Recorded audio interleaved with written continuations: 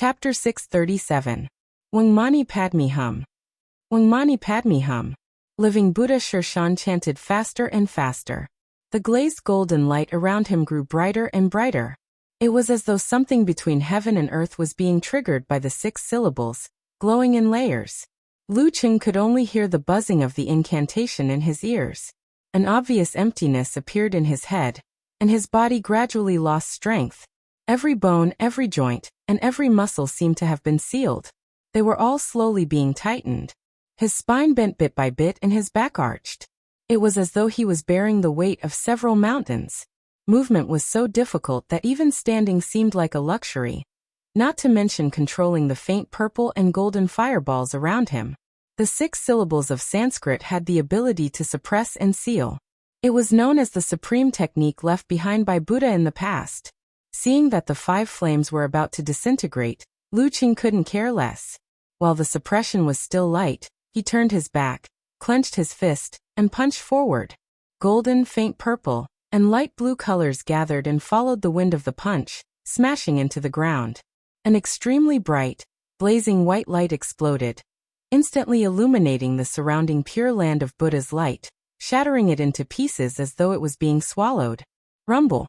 The loud noise shook the entire Jiangxin island, dispersing the chanting of Wang Mani Padme Hum. At this deafening moment, Lu Cheng felt an unprecedented sense of peace. His mind was no longer blank, and the shackles on his body were being unlocked one by one. He was breaking technique with brute force. He was breaking the secret technique of Buddha, with the power of reality. At this moment, the spectators on the ship saw living Buddha Shershan, who wasn't far from Lu Cheng and had escaped the most violent effect of the 9 rotations of 5 flames, taking a step forward. Going against the wind and waves, he approached his enemy. Around him, the Buddha's light exploded. It was bright and pure, forming an apparition of Vairocana that was a few meters tall. It was an apparition that was almost real and had fused with the actual body. This Buddha's face was full of compassion and compassion. He extended his huge right palm and pressed it towards Lu Cheng as though he was swatting a fly. It was the Vairocana body, the fundamental technique shared by the Great Light Scripture, Womb Realm, and Vajra Realm. At this very moment, Lu Cheng had just broken free from the light and sound of the 9 rotations of 5 flames. He turned around amidst the wind, waves and flames. Suddenly he saw that the entire sky was occupied by a golden Buddha, and it was still expanding rapidly. In that instant, Lu Cheng felt as if the earth he was on had become a precious jewel in front of the golden Buddha, not to mention himself, who was so small compared to the earth. Immediately after, the Mahavairocana, who was full of majestic appearances, stretched out his palm and pressed down. Lu Cheng took a deep breath. He still hugged ice and fire to his lower abdomen, and moved the stars to form the fighting formula. Bang! The air around him exploded, and he also became huge. His muscles were bulging, and his skin was greenish-black. Every part of his body was filled with explosive power. Kacha! Lu Cheng turned his back and clenched his fists. He tore through the air barrier and hit the huge golden Buddha palm like a mosquito. Rumble! Lu Cheng's feet sank more than 7 inches into the ground. However, the golden Buddha's palm rapidly shrank and was momentarily suspended in midair. Now was the time. Lu Cheng didn't attempt to break free. Instead, he seized the opportunity and arched his back. Darkness appeared around him. Coldness pervaded the air, and the stars sparkled brightly. This was his ultimate move, Cosmic Phantom. There was no gap or obstruction between it and the previous moves. It was as if he had been mentally prepared for this. Lu Cheng didn't use the 9 words formula against the 6 syllables of Sanskrit mantra. Instead, he relied on the 9 rotations of 5 flames, which drained a lot of power. He wanted to give the living Buddha a chance to attack at close range. His powerful mind and Bodhi mantra had shrunk Lu Cheng's senses to a range of 5 meters. Even if he wanted to exchange long-range attacks with the enemy, he wouldn't be able to tell the difference between reality and illusion. He wouldn't be able to suppress the living Buddha like he did with Xian Xiaoya. Therefore, he deliberately showed weakness and dealt with it simply. He wanted to draw the battle into the realm of close combat, and use his rich experience to search for opportunities to win. As Lu Cheng straightened his back and raised both his hands, The starry sky shifted upwards. Darkness covered the palms that were still emitting a faint golden glow. Layers of crystal-clear ice condensed and sealed the Buddha's palm. Vairocana lost its mystical appearance and reverted to the big-headed and thick-necked Sher Shan. This was the first time Lu Qing truly saw his opponent since the start of the battle. Although he could grasp the enemy's figure within a range of 5 meters during the short exchange, he couldn't see his actual appearance. Like a flash of lightning, the layer of ice spread rapidly, sealing the living Buddha Sher Shan within. This confirmed Lu Qing's suspicions. The complete version of Thought Steal was also limited by distance. In fact, it was only effective within a range of a few meters. His previous thoughts were hidden from the living Buddha. Whoosh whoosh whoosh. In the dark universe, the stars flew out and crashed into Sher Shan, who was in the ice. At this moment, the living Buddha, who had yet to lose his consciousness and control of his body, suddenly erupted with layers of golden light. They transformed into a huge lotus flower that first bloomed and then formed a bud, completely enveloping Sher Shan. In an instant, the surrounding ice blocks seemed to have become heavier and plummeted, bringing the living Buddha away from most of the stars. Rumble, rumble, rumble. Streaks of red light flashed like dense rocket launchers. Explosions sounded one after another. With both feet on the ground, the living Buddha, Sher Shan, was no longer as sacred and dignified as before. The ice layer around him shattered, and even melted into water. The lotus flower formed by the Buddha's light also dissipated, leaving many tattered spots on his yellow warrior monk robe. On the other side, Lu Qing had already broken free from the ground. He stood there, judging the timing and accumulating his strength. Every joint, every muscle, and every tendon in his body was making muffled noises. The sound was dense and shocking, and the snow that suddenly fell from the sky was also stacking up in the air, quickly forming a white divine mountain that seemed both real and illusory. Bam! Just as the living Buddha was about to land, Lu Qing clenched his fist and punched forward. The few meters between them were filled up in an instant. Rumble! The accumulated strength in Lu Qing's body burst out like a flood. The snow mountain around him collapsed with a loud bang. Accompanied by the wind from his punch, it rushed towards the living Buddha in a mighty manner. This was a variant of the ice sect's snowstorm, the real mega avalanche. The ice sect didn't only have control and martial arts that could gradually influence the opponent, they also had secret arts for strong attacks. The only problem was that they took too long to prepare. Faced with the collapse of the snow mountain, Sher Shan didn't have time to react. He could only take a deep breath, expand his body, gather the Buddha's light, and transform into the simple wisdom king with indigo skin. He smashed forward with all 6 arms. Rumble! White flowers flew in all directions. The mega avalanche paused for a moment before continuing forward, leveling the pothole.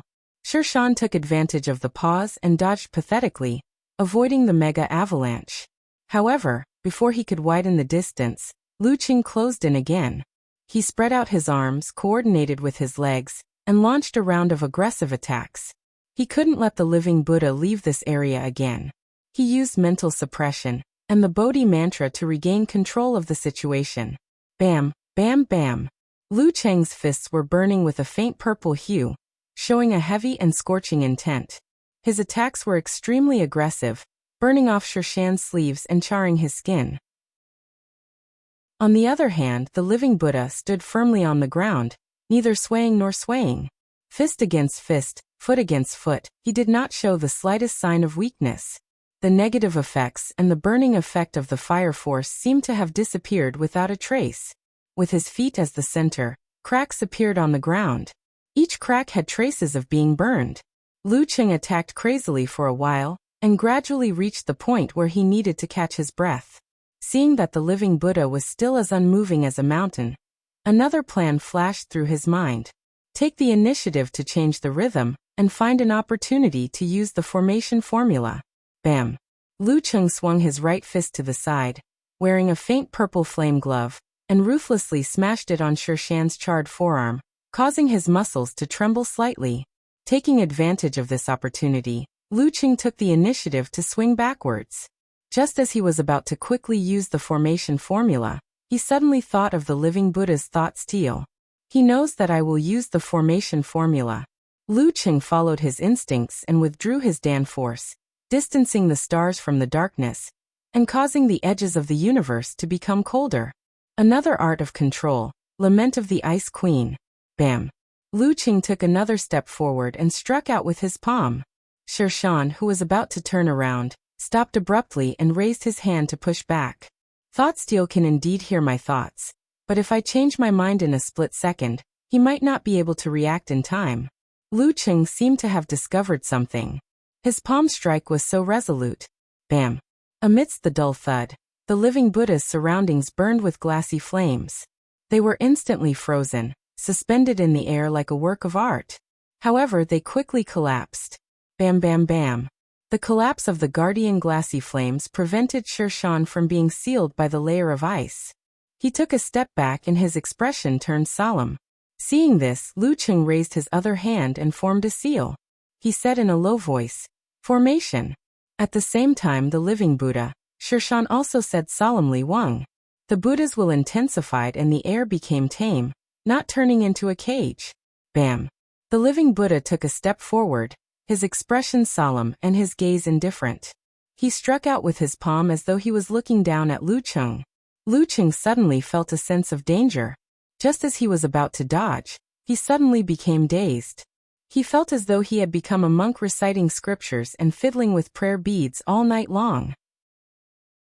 He seemed to be devout and focused, but he would always pause inadvertently as though he was thinking of a certain someone prostrating on the ground, kowtowing step by step in a pilgrimage. But the image in his mind wasn't of Buddha, ostracized, far away from home. Unable to find peace, fragments of memories appeared one after another, causing Lu Qing to experience thousands of years in an instant, experiencing the incomplete lives of generations of living Buddhas. This made him feel as though his memories were in chaos, and he was mentally and physically exhausted.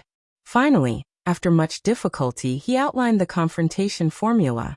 His body and mind were clear, but his spirit was also drained. The figure of the living Buddha before him became clear. Lu Qing made a turn to avoid facing him head-on, and was about to use the simplified wholeness formula to refresh his status. However, at this moment, his sense of danger suddenly emerged. Before he could react, he felt a chill on his forehead. Sher Shan's thick palm had already pressed down on his forehead. The living Buddha's figure re-outlined, his expression calm. Lu Qing stopped in his tracks and understood the reason. Just now his spirit was drained and his ice heart broke. Even if he was within 5 meters, he was still confused by the illusion. At this moment, the referee announced loudly, "The living Buddha wins. P.S. Before 12 a.m., please guarantee the minimum monthly votes." Chapter 638. As expected of the mysterious living Buddha. Hearing the referee's announcement, Lu Qing stopped drawing the outline of the wholeness formula, stood up straight, and cupped his hands in greeting. Living Buddha Sher Shan smiled, and put his palms together. He chanted the Buddha's name softly. Despite his young age, he had the air of an eminent monk. He turned around leisurely and walked to the side of River Heart Island. After a few steps, he suddenly paused, rubbed his stomach, and swallowed a mouthful of saliva. After doing all this, he pretended to look around casually and quickened his pace. He didn't take the boat but walked directly on the water. He returned to the ship where Daxing Temple was, and took the prepared vegetarian meal from the hands of the little monk who came up to him. As he ate contentedly, Sher Shan thought helplessly that as a living Buddha of Tantric Buddhism, he actually had to abide by Daxing Temple's commandments and eat vegetarian. Lu Qing rubbed his throbbing temples, walked to the side of the boat, and jumped on. He didn't cause any turbulence or ripples. Once the boat started moving, he couldn't help but look back at River Heart Island. He replayed the previous battle. The living Buddha's realm and standard were indeed much stronger than his, especially in the field of mental strength. He could have beaten his current self, and he had fully utilized this trait. It wasn't difficult for him to win. With his current strength, he had barely touched the edge of second pin. He was able to win against Wang Ke because of his rich experience in life and death battles. Not to mention his outstanding performance on the spot.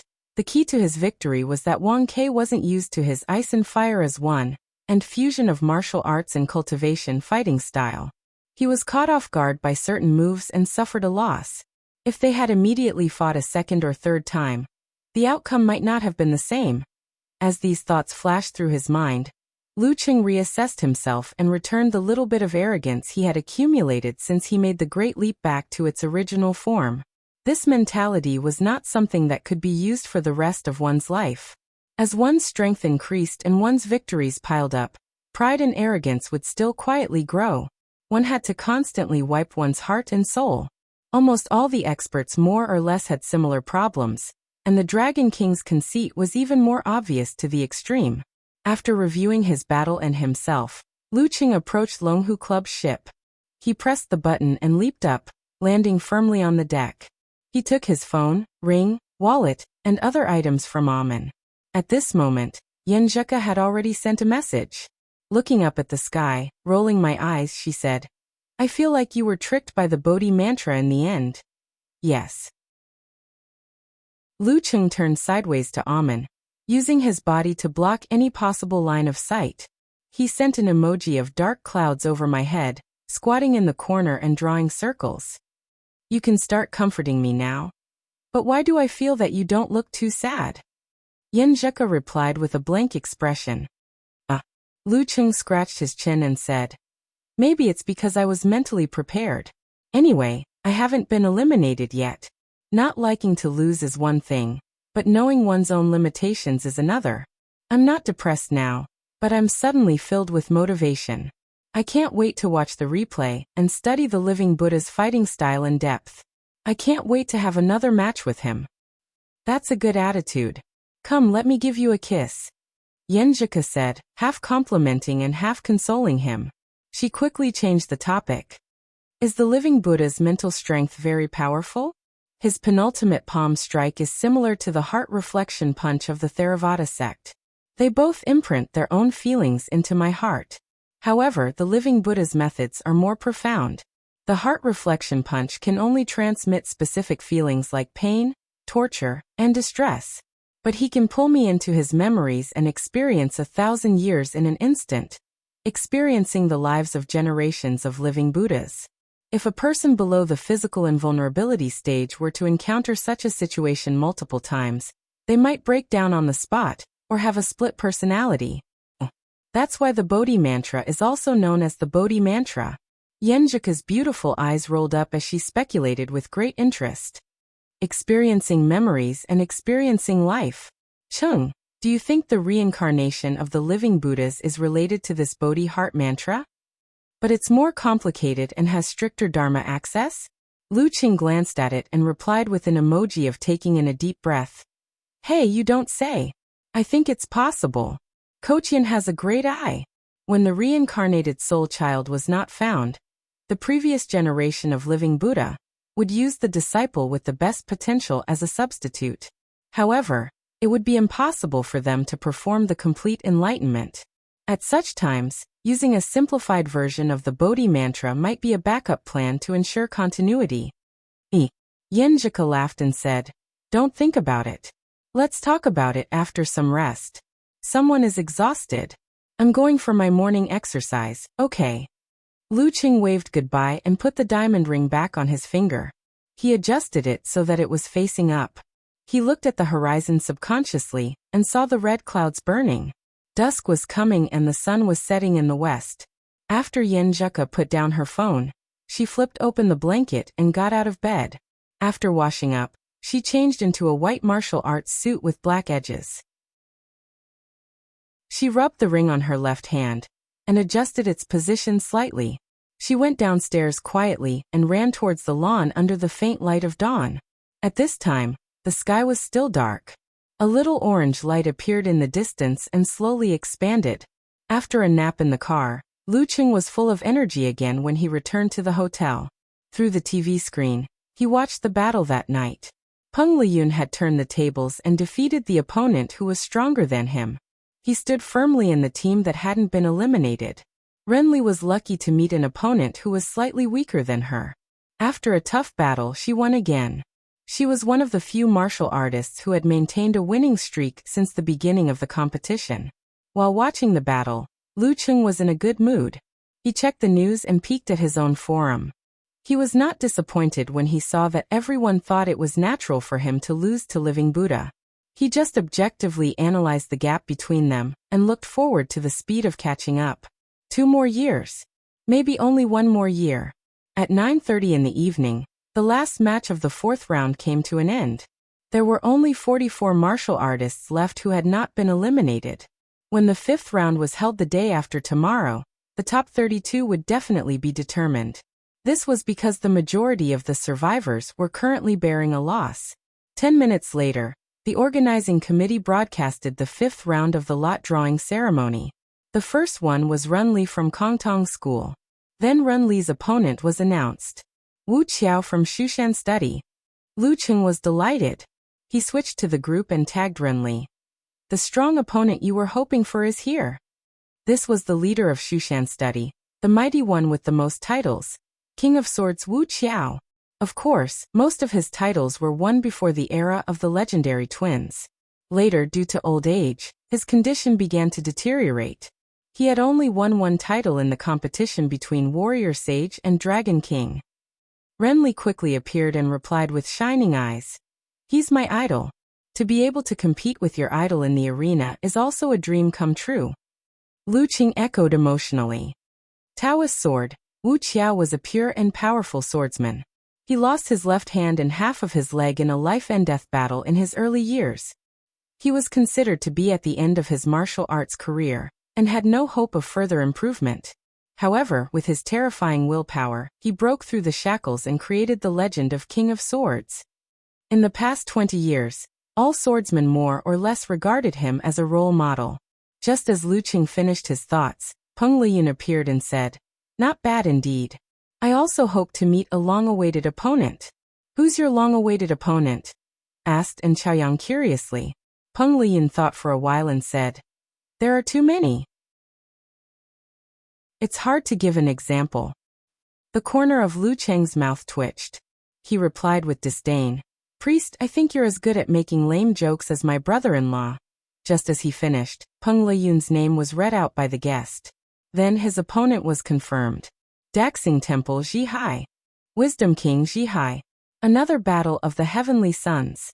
I've been looking forward to this for a long time. Peng Liyun typed out a message. He didn't even consider the possibility of being eliminated if he lost another match. At this moment, Lu Cheng heard his name. He quickly focused and looked forward to his opponent. After a while, the guest flipped a piece of paper and showed it. Shangqing Sect, Warrior Sage Qian Donglu. F***CK. Do you have to be so ruthless? Facing the big boss in the last round, Lu Cheng didn't know if he should be depressed or happy. At this moment, An Chaoyang reminded him. You're in the 18th match. Maybe you won't have to fight Warrior Sage. Enough people have been eliminated before. Same goes for Priest. The 17th match might not even happen. In the first 16 matches, most of the participants had lost at least 1 match. In fact, 9 of the matches were between them. There was bound to be someone eliminated. As long as another 12 were eliminated, the 5th round would be over. Makes sense. Lu Cheng suddenly felt a little disappointed. After they finished their discussion and went to do other things, Run Li suddenly appeared again and asked, "Who's your brother-in-law?" "The guest who drew the lot seems to be the sect leader of your sect, Priest." "Where is he?" She was too excited and agitated just now. P.S. Guaranteed monthly votes. Chapter 639. Keeping his emotions in check, Lu Cheng sent the results of the draw to Yenjika. Covering face expression. I'm about to experience the highest level below the forbidden level. This was the representation of the strongest combat strength among the physical invulnerability experts. After lamenting, he said truthfully, "It's a pity that I might not be able to participate in this round. I'm sure there will be enough people in the earlier rounds." After a few seconds, Yen Zheka, who had been worried about this, replied, covering mouth expression. "I feel like you're trembling in fear and looking forward to it.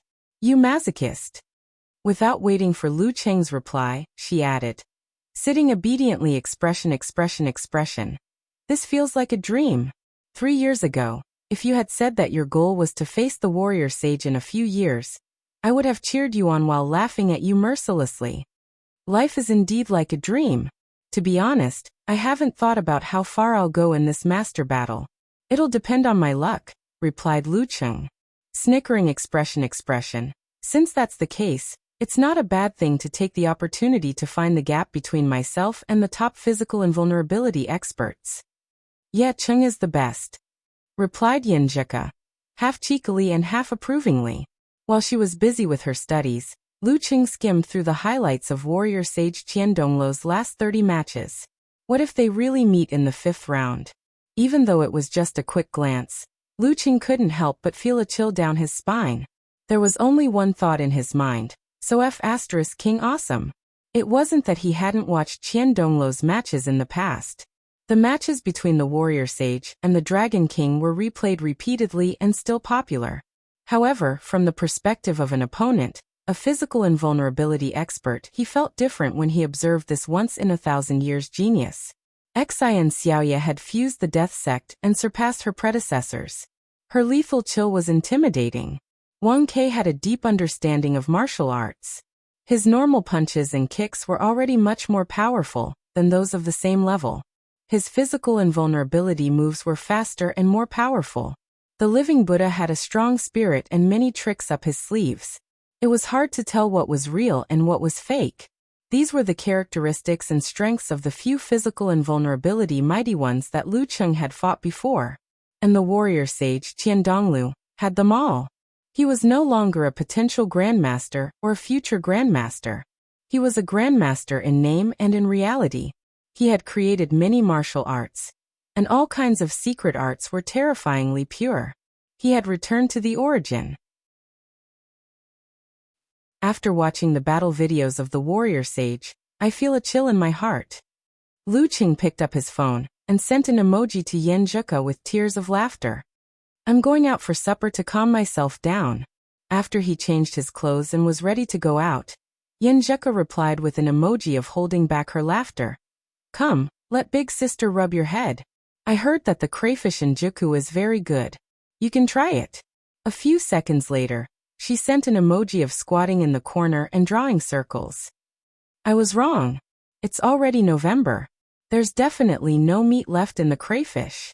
I've been studying too much recently and forgot about this. Haha, I've already thought about it. There's a barbecue stall here that's not bad. If it's comparable to the barbecue in Xioshan, I'll take you there next time. Lucheng put on a pair of black-framed glasses that covered half of his face and a brown baseball cap. He took his phone and wallet and checked himself in the mirror at the entrance. After confirming that he looked good, he opened the door and walked out of the hotel. He didn't want to disturb Amen. There was no need to trouble her assistant with such things. The autumn wind was rustling and the night was chilly. Lucheng followed the GPS and walked 2 streets in a strolling manner. Finally, he saw the brick factory barbecue. He saw that the roadside tables were filled with people at the same time. Business is so good. The food should be good, Lucheng muttered. He walked over and found the waitress. Are you eating here or taking away?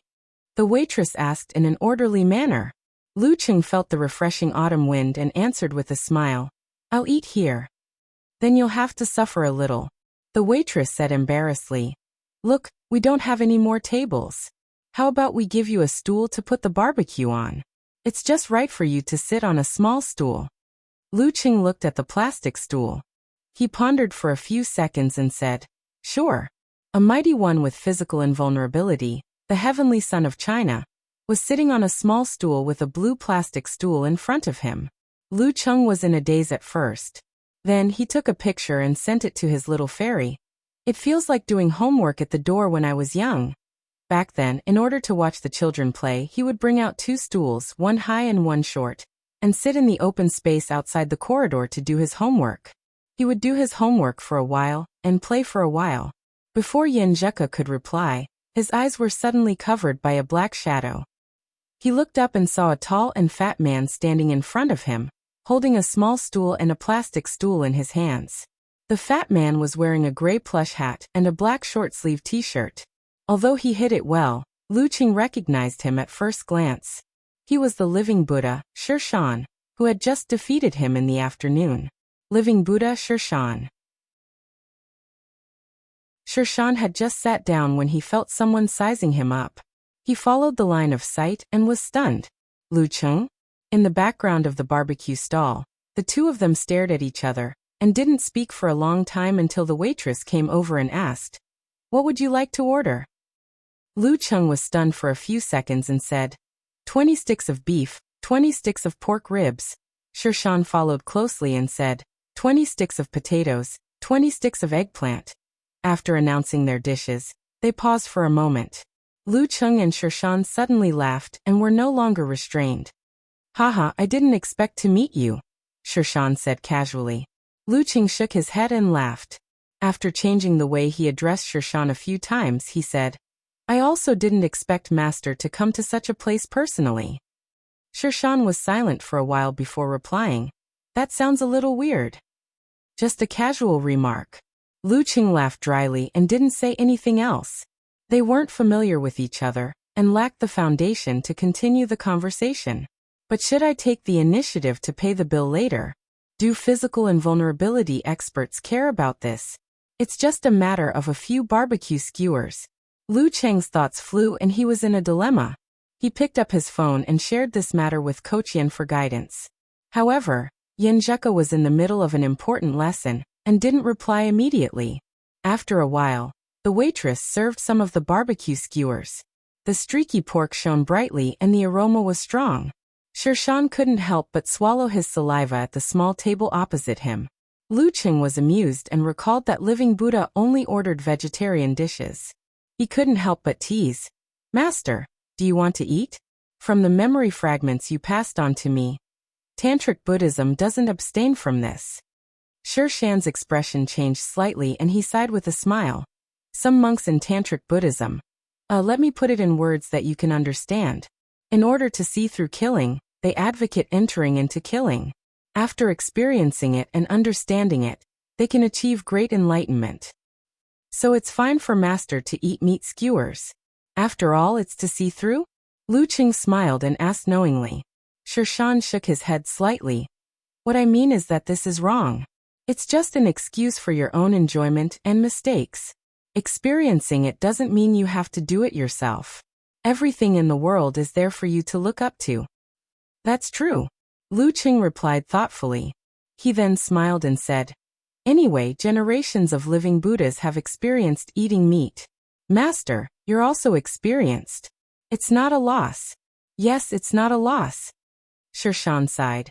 "How can modern spices and modern culinary skills be compared to ancient times?" "I pity you." Lu Cheng didn't say what was on his mind. Instead, he recommended good food. "There's a vegetarian restaurant in Gaofen called Yilu. The meat dishes they make taste the same as the real thing. Master, you can try it when you're free." Following that, the two of them chatted happily. When the barbecue skewers were served, Lu Cheng took a picture and sent it to his little fairy. At this moment, Yin Zheka finally had a chance. Stunned expression, she said, "The big monk is so greedy."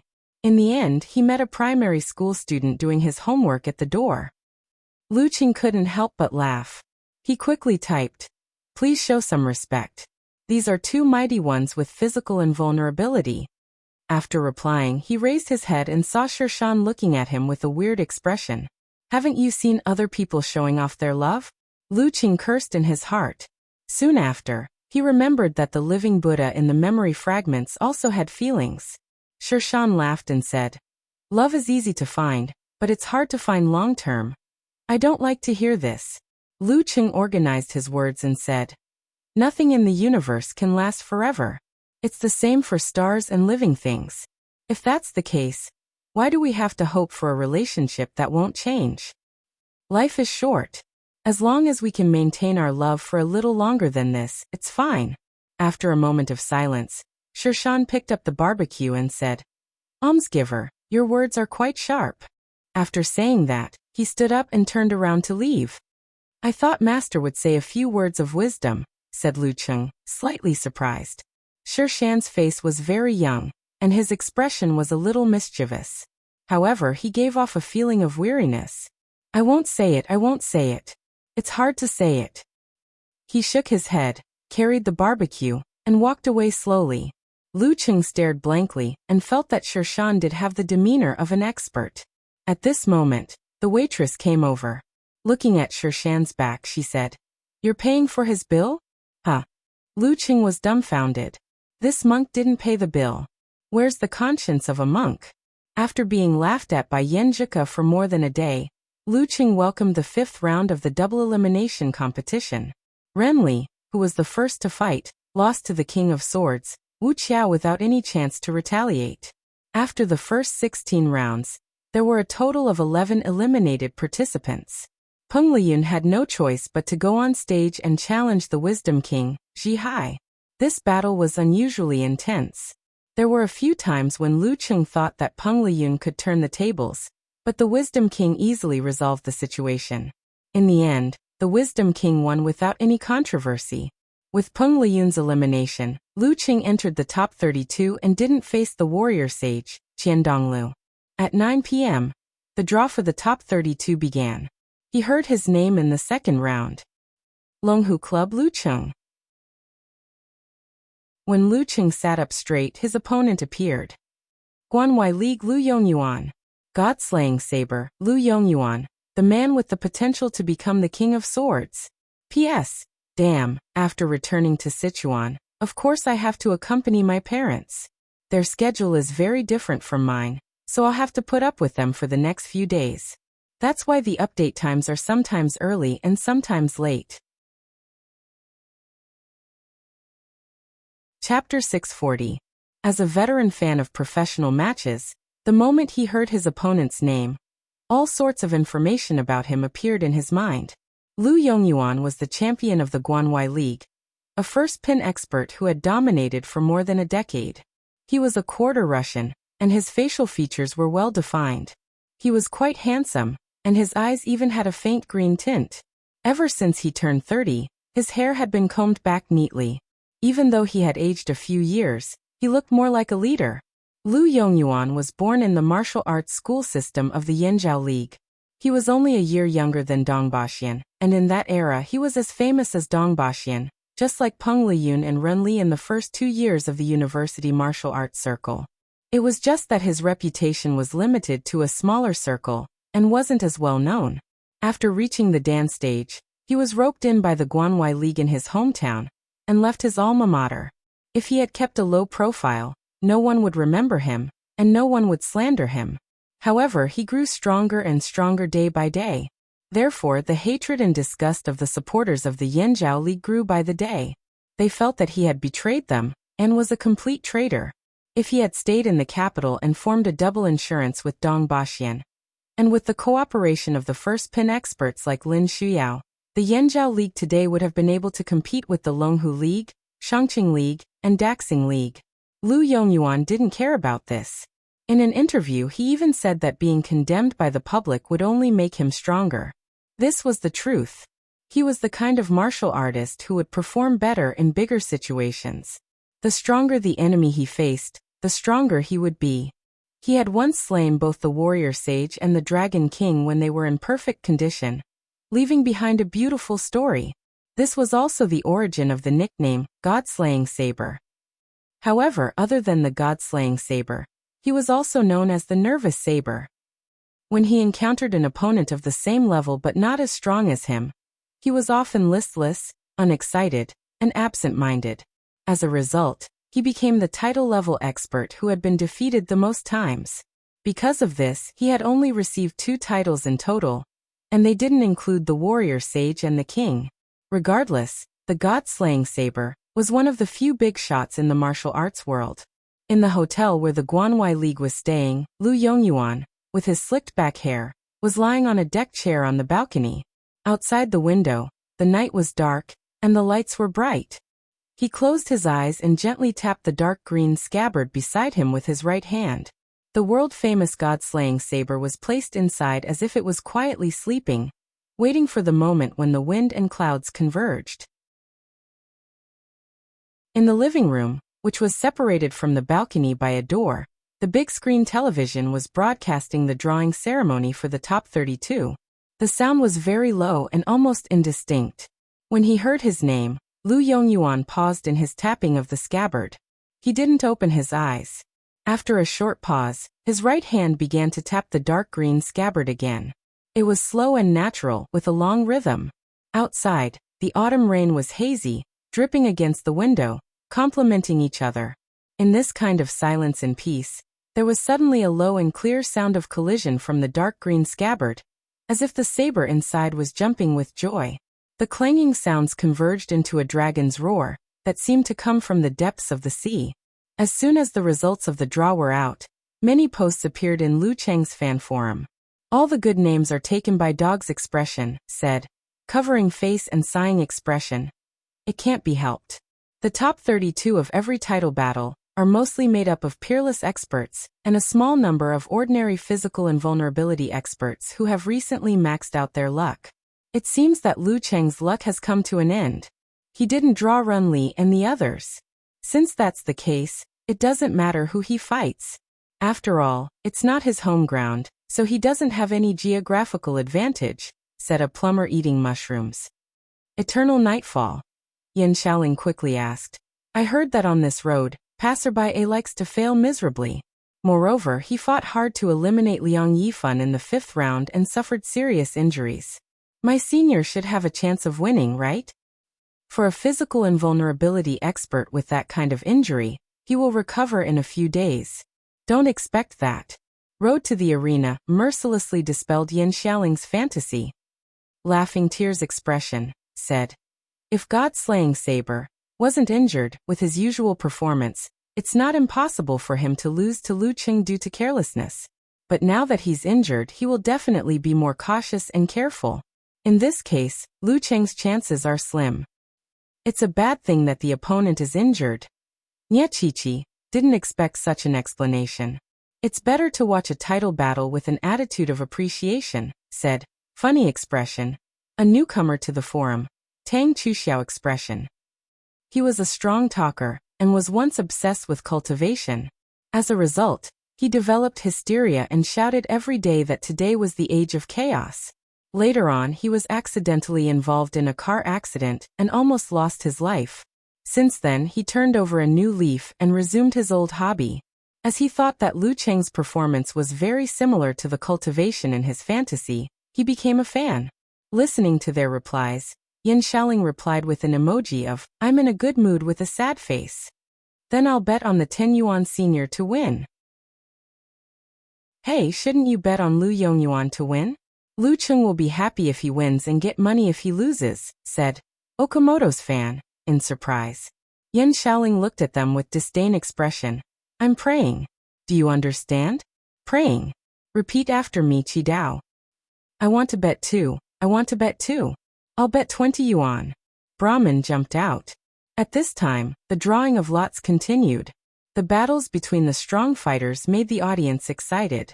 They couldn't wait for the day after tomorrow to come. Kongtong School, Run Li. An old Taoist with silver hair mixed with black hair read out a new name. Within a few seconds, he picked out Run Li's opponent. Shizhou Island, Shang Yud. Lion King Shang Yud. During the drawing of lots, they usually only read out the name of the fighter. However, when it came to fighters with titles, they had to add their titles as a sign of respect. It was the same for special titles like Living Buddha. As for fighters like Dragon King and Warrior Sage, who often had 2 or 3 titles at the same time, they would pick their favorite. Fighters who had won the title of King more than 3 times would always have a similar title. As for Qian Donglu, because he had held onto the title of Warrior Sage for a long time, he had mentioned that Warrior Sage was him for a few years. Gradually, it became his nickname. Lu Cheng, who was chatting with Yen Zhika about the god-slaying saber, heard the result and immediately entered the group chat. Looks like it's your treat this time. Although both of them had encountered titled masters and most likely wouldn't be able to progress any further, and would be considered eliminated in the same round, Run Li's match would come later, which fit the keyword of persisting longer. I think so too, agreed Peng Liyun, who had been eliminated by Wisdom King. Hey Taoist, you seem to be in a good mood. Lu Cheng deliberately teased. Peng Liyun quickly replied. Aren't you the same? A certain husky, who had drawn the god-slaying saber, was in high spirits. Fights like this were more about finding the problem, recognizing the gap, and gaining something was considered a success. At this moment, Runli popped up and said, "Don't be afraid. The god-slaying saber often loses. Although it's okay to cheer him on, why do I feel like Runli is trying to stir up trouble? In other words, don't be afraid, just do it."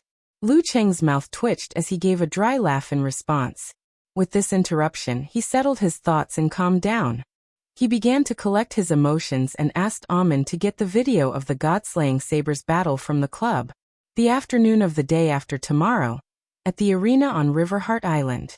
The sun was high in the sky, the ground was burning, and the river was flowing east. The humidity was heavy. Lu Cheng stood at the front of the cruise ship and looked at the leveled ground. At this moment, Yenjika sent a message. Smirking expression, she said, "This is your first time fighting with a weapon, right?" Lu Cheng replied, snickering expression, "If modern firearms don't count. I've fought with a gun before. You're so annoying. Don't worry about these details." Yenjika replied with a disdainful expression. After chatting for a while, Lu Cheng looked up at the referee. He smiled, lowered his head and said, "It's my turn." After replying, he locked the screen and passed the phone to Amin. With a light leap, he landed on the bow of the small boat. The waves parted as he moved forward slowly. Just as he reached Riverheart Island, he saw a figure approaching from afar, and gradually getting bigger. He stood between the water and the sky, as though he could absorb the light, making the area around him seem darker than it was at 2 in the afternoon. Step by step, the well-featured Lu Yong walked forward like an emissary of the eternal night. He held a long saber in his right hand. The dark green scabbard was quiet and restrained, but when Lu Cheng saw it, he was shocked. He felt as though there was an evil dragon locked in it that was about to break free and bite him. P.S. This time it's a few minutes earlier, but it'll be at midnight. It should be back to normal by the day after tomorrow.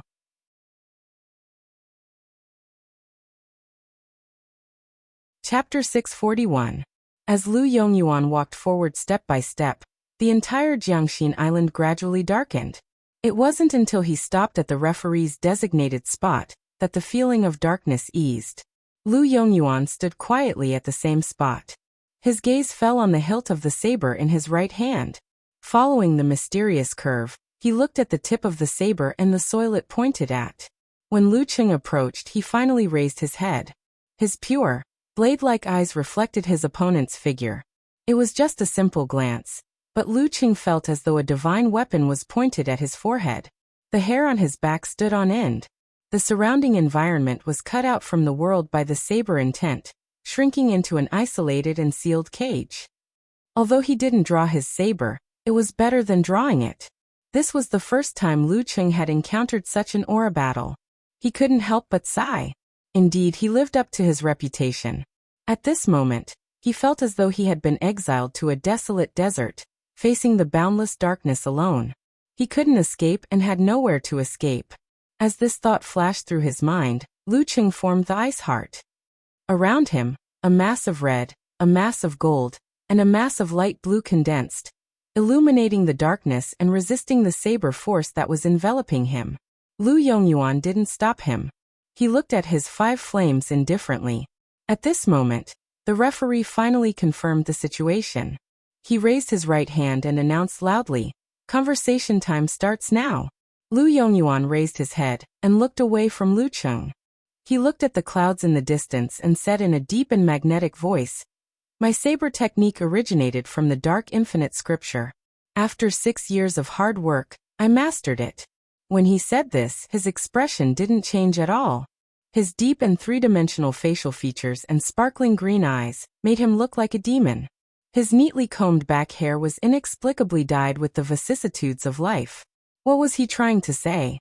Lu Cheng knew very well that the Guanwei League used the dark infinite scripture, which was the secret art of the dark sect, as its foundation. They also mixed in a divine physical skill. Lu Yongyuan didn't wait for his opponent's reply. He stared at the horizon and continued, "In recent years, I have often felt the existence of shackles. The secret art of the predecessors is both a help and a cage. My saber technique originated from this, so it's time to break free from it. He retracted his gaze and looked into Lu Cheng's eyes again. The corners of his mouth lifted slightly.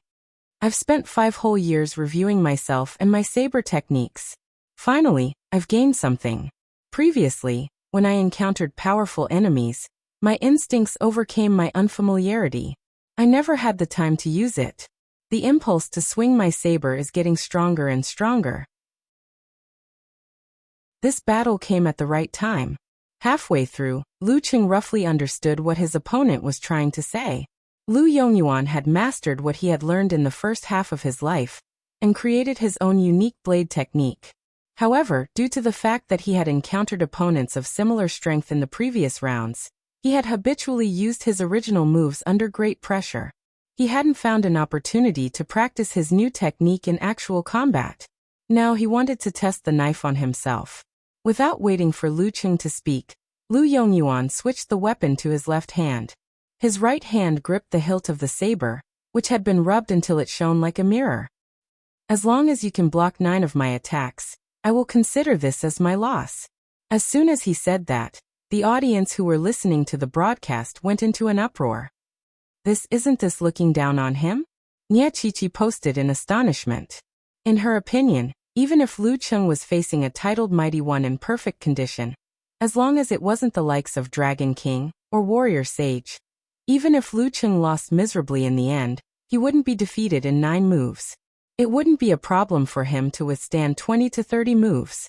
It would be normal for him to fight for 5 to 6 minutes. Exactly. Eternal Nightfall. Yin Shaoling and Brahmin couldn't find any other words to say. They could only follow suit. This guy is too arrogant. Unparalleled Dragon King replied. Comical expression. You guys fell for the provocation of God-slaying saber. If that's true, Yin Shaoling replied. Scratching head expression then, will Lu Yongyuan admit defeat if senior can withstand 9 attacks? Definitely. Under the watchful eyes of so many people in broad daylight, every word is as good as a nail. Unless he doesn't want his old face anymore. Unparalleled Dragon King replied without hesitation. Which martial artist doesn't care about face? Puzzled expression, Yin Shaoling asked again. If senior doesn't take the provocation, won't he be digging his own grave? This shows that he's very confident in his self-created saber technique. Unparalleled Dragon King said firmly. See, you said it yourself. His confidence is inflated, and he looks down on others too much. He's too arrogant. Yin Shaoling changed the topic again. Unparalleled Dragon King was speechless. After a while he replied, Damn, your IQ is actually online today. This was the first time Lu Cheng encountered such a situation. It would be a lie to say that he wasn't angry. However, he quickly suppressed his agitated thoughts with icy heart, and began to suspect Lu Yongyuan's true intentions. Is he trying to provoke me? To make me lose my cool and choose to be rash? That's not right. He should know that I've mastered enemy heart freezing move. Such psychological warfare wouldn't be effective. Is he serious? As thoughts ran through his mind, Lu Cheng's eyes became as deep as the starry sky. His tone was calm as he replied, Then I'll look forward to seeing senior's saber technique. He didn't agree to the promise of 9 sabers, but he didn't deny it either. Lu Yongyuan nodded slightly and half closed his eyes. He didn't speak anymore, as though he had turned into a stone statue. After a short while, the referee at the edge of River Heart Island gathered his Dantian Qi and shouted, Begin! Clang! A long and distant sound suddenly came from Lu Yongyuan's scabbard. It was like the roar of a real dragon from the depths of the ocean, reverberating in Lu Cheng's ears and heart. The sound of the saber reached its peak as soon as it appeared. Lu Yongyuan flicked and released his left hand, and his right hand suddenly pulled out the famous god-slaying saber. With a twist of his waist and a pull of his shoulder, the saber light cut across a distance of more than 30 meters and slashed towards Lu Cheng. It seemed to have absorbed all the light around it, making it brighter and purer. It made the 20-meter radius around Lu Cheng darker and darker. All sorts of hidden dangers were brewing in the darkness. Zzzz. The golden, crimson, and faint purple colors around Lu Cheng were eroded by the darkness. They shrunk rapidly and were on the verge of going out of control. They were like snow under the scorching sun at noon. In his eyes, the line of heavenly light was dazzling and trembling continuously. Every tremor seemed to contain a change that corresponded to different dodging methods. At this moment, Luqing didn't hesitate. He felt that retreating wasn't a good idea, and neither was defending. Once he used his body movement, he might be able to dodge the saber light, but he wouldn't be able to escape the terrifying darkness. Vice versa. This was a two-pronged attack with natural coordination. Thoughts flashed through his mind. With the reflection of his god, Luqing no longer hesitated. Following his final judgment, he made a response. He gathered the half-melted crimson, faint blue, and faint purple fireballs into a star that didn't explode but emitted light and heat. The moment the darkness was illuminated, he suddenly raised his hands and slapped towards the saber light from both sides. The positions where his palms were facing each other were deep and cold. Bam! Zzz. The brilliance gathered on the god-slaying saber was about to explode, but it was swallowed up by the darkness and disappeared without a trace. Light against darkness, darkness against light. In that split second, Luqing grasped the characteristics of his cosmic flow and used all his strength. With the star on the outside and the darkness on the inside, he finally managed to block Lu Yongyuan's first strike. But before he could get a good look at the god-slaying saber or feel its metallic coldness, he heard the saber vibrating at high speed. He realized that there was nothing between his palms. The god-slaying saber had disappeared. It had disappeared mysteriously, as though it had never existed. At this moment, the surroundings were dark, and the saber seemed to have melted into it. Luqing felt a sense of danger. Exerting strength in his legs, he swung his waist and bounced more than 10 meters away. At the same time, he threw a punch with Emperor Yan and Ice Spirit in front of him. Blazing white flames with hints of purple intersected with the white frost of ice crystals. Bam! Bam! Bam! Clang! After a few clangs, Luqing's fists, which were covered in heavy purple flames, hit something solid. Sparks flew everywhere, and the saber that had disappeared reappeared in front of him. As he was unsteady on his feet while retreating, after blocking the god-slaying saber, Luqing's body swayed and staggered. At this moment, Lu Yongyuan suddenly lowered his back and bounced out. He ran around his opponent at high speed, leaving behind 9 shadows, in the blink of an eye. Each of his shadows held a saber and slashed forward ferociously. The saber light was deep and terrifying, turning into a torrential downpour that enveloped Luqing. Luqing felt that his enemy had finally stretched his body and revealed his true form. A black dragon with 9 heads spiraled downwards, opening its 9 mouths and tearing at him at the same time. It was violent and ferocious. The shadows were definitely remnants, but the saber light could be divided into 9 real shadows. Being attacked from all directions, Luqing couldn't find an opening to dodge. He could only form an ice wall to cover his body. Clang! Clang! Clang! Clang! The saber light tore the crystal apart, causing it to disintegrate rapidly. Taking advantage of this short delay, Luqing visualized and gathered his force. Bam! Bam! Bam! Bam! Just as the ice wall was completely broken, he had already exploded his Dan Qi. His fists were blazing white and slightly purple. His invasion was like fire, his attack was like fire. Clang! Clang! With the help of the deity above him, Luqing's machine gun-like fists shattered most of the remaining saber light, shattering the darkness that enveloped him. Then, he took a few steps back to distance himself from Lu Yongyuan, preparing for the 4th saber strike. At this moment, Luqing looked fine on the surface, but the clothes on his back were torn, revealing a foot-long saber wound. His flesh was twisted, and the color was black. On the other side, Lu Yongyuan didn't take advantage of the situation to close in. Instead, he stood in place and said with a slight smile, "The 3 strikes just now were called Utmost Darkness, Daggerless, and 9-een. This is the 4th strike." He paused for a moment, then swung his saber again, accompanied by that deep and magnetic voice, "Square and circle." The 4th strike, square and circle. P.S. Looking for recommendations on Monday.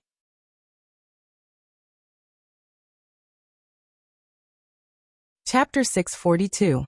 The god-slaying saber slashed down from above. It was plain and simple, but Lu Qing felt his surroundings suddenly dim, as though he was isolated from the world.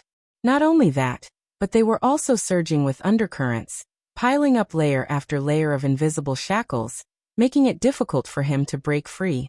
It was difficult for him to punch and kick, as if he could only watch as the long saber slashed down, resisting metal with his flesh.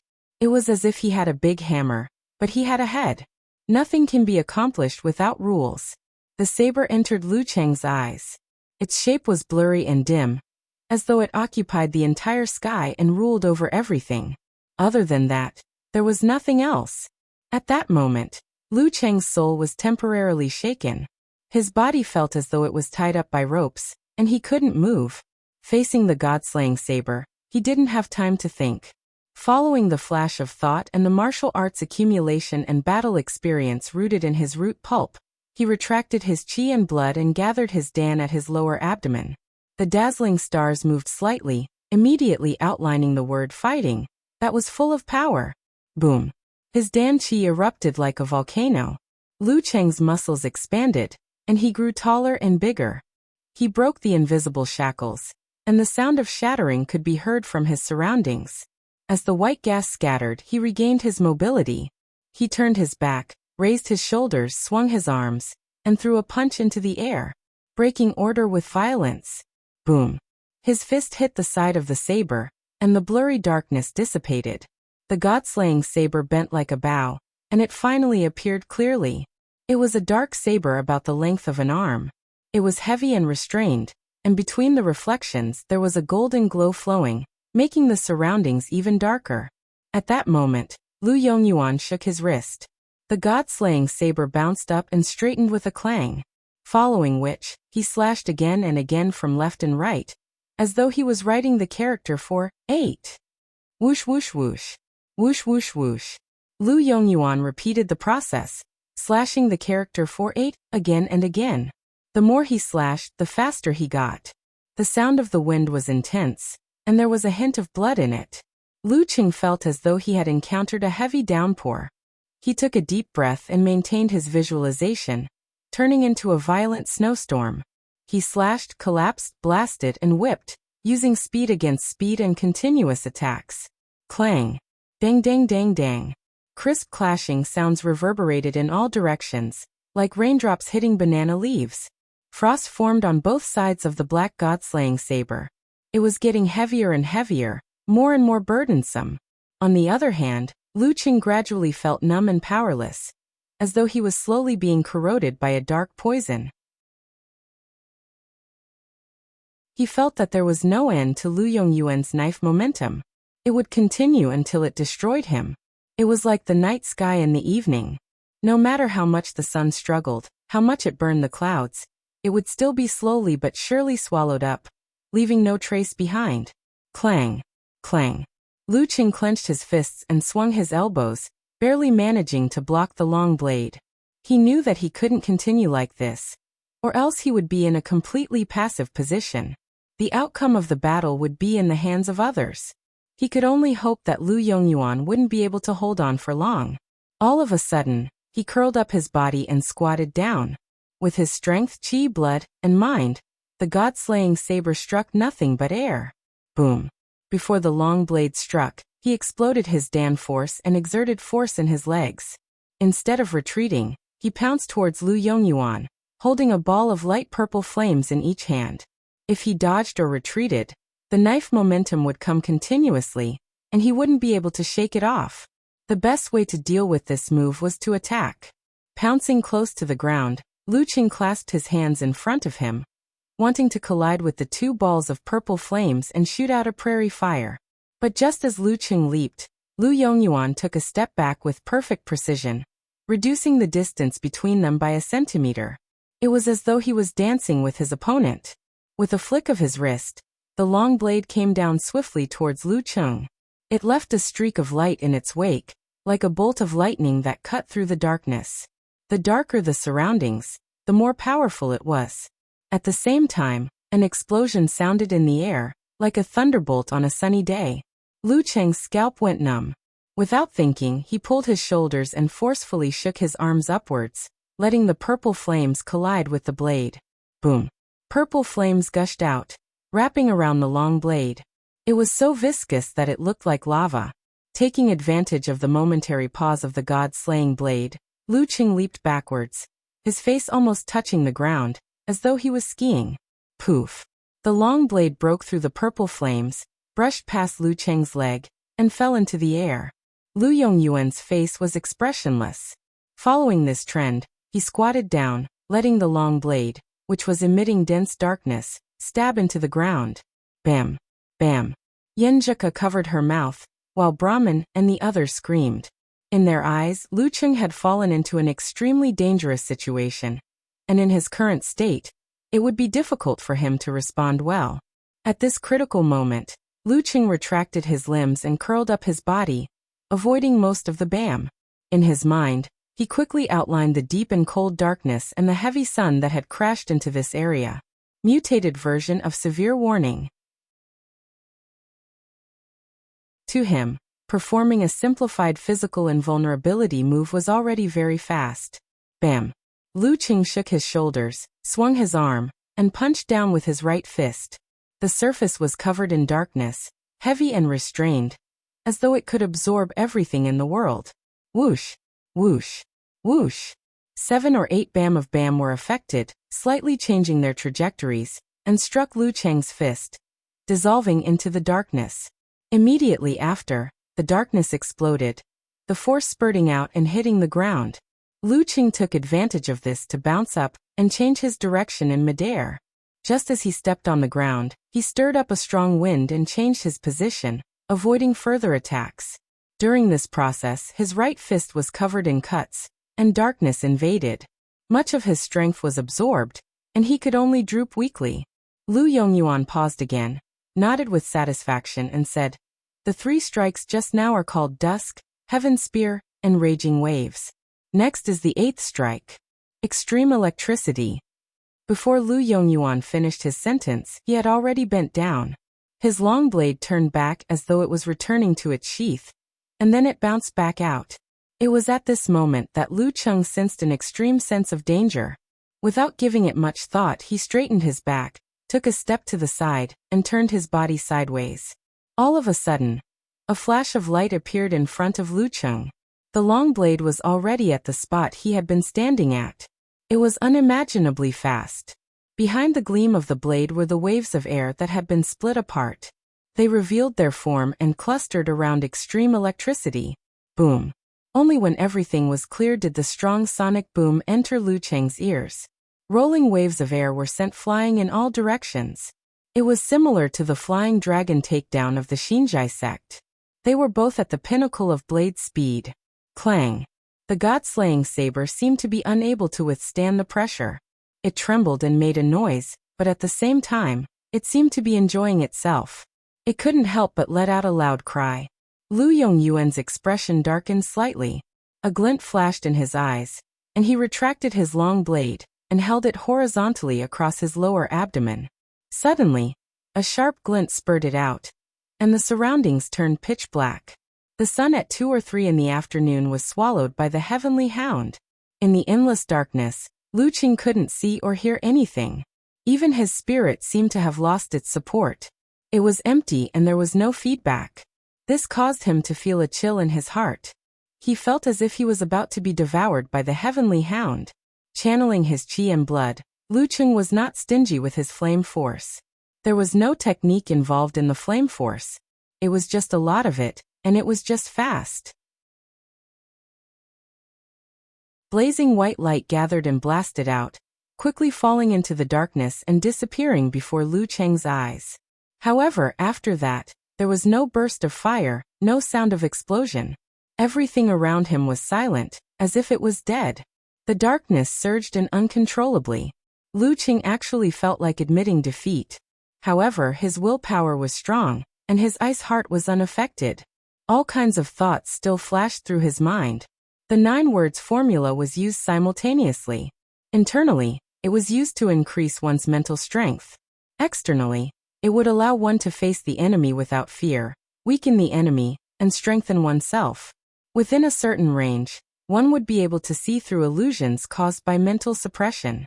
Lu Cheng suspected that most of the effects of this slash were illusions, an experience after one's mind was blinded.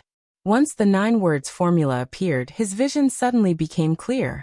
The dim glow of the saber had already reached him, but it didn't cover up the surrounding colors and flames from the flame force explosion. Raising one hand to protect his face, he clenched his other hand into a fist and punched out. Lu Cheng found the god-slaying saber hidden in the dim glow. Clang! The long saber trembled and slanted to the side. Lu Cheng's body was covered in wounds. All of them were pitch-black wounds that curled up his skin and flesh. His mind went blank for a moment, as if he had been poisoned. He quickly gathered his qi and blood, alleviating most of the effects. Taking advantage of the situation, he punched forward, switching from defense to offense. Lu Yongyuan floated backwards, his long saber drawing a line in front of him, separating the two. Then he said in a deep voice, "I've lost." 9 slashes had passed? Lu Cheng stopped in his tracks. He couldn't believe it. In order to respond, he had used all his strength and racked his brains. He didn't even count how many slashes there were. Lu Yongyuan looked straight into his eyes and said, "9 slashes have passed. I've lost. The last slash is called Eternal Silence." After that, he shook his head, turned around and left. Half in thought, half in despair, he muttered, "Too slow, too slow."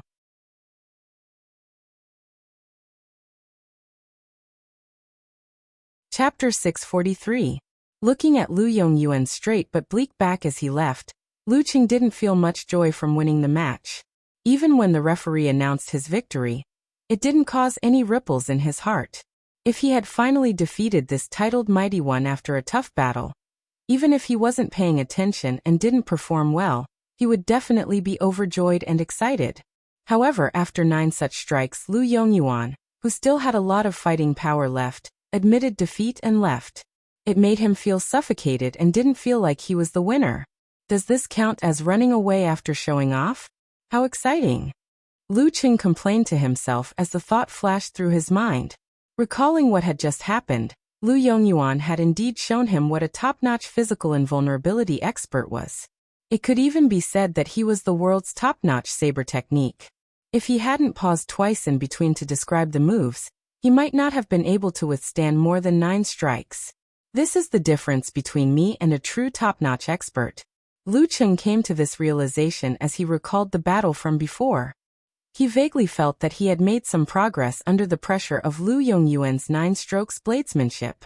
He seemed to be able to grasp the techniques of physical invulnerability moves at his fingertips, and was no longer restricted by the rules of the past. Thinking back to the past 10 days of sparring with Xian Xiaoye, Wang Ke, and Living Buddha, Lu Cheng suddenly felt that he hadn't come here in vain. He had seen and learned a lot. Wasn't this the reason why he joined the master battle in the first place?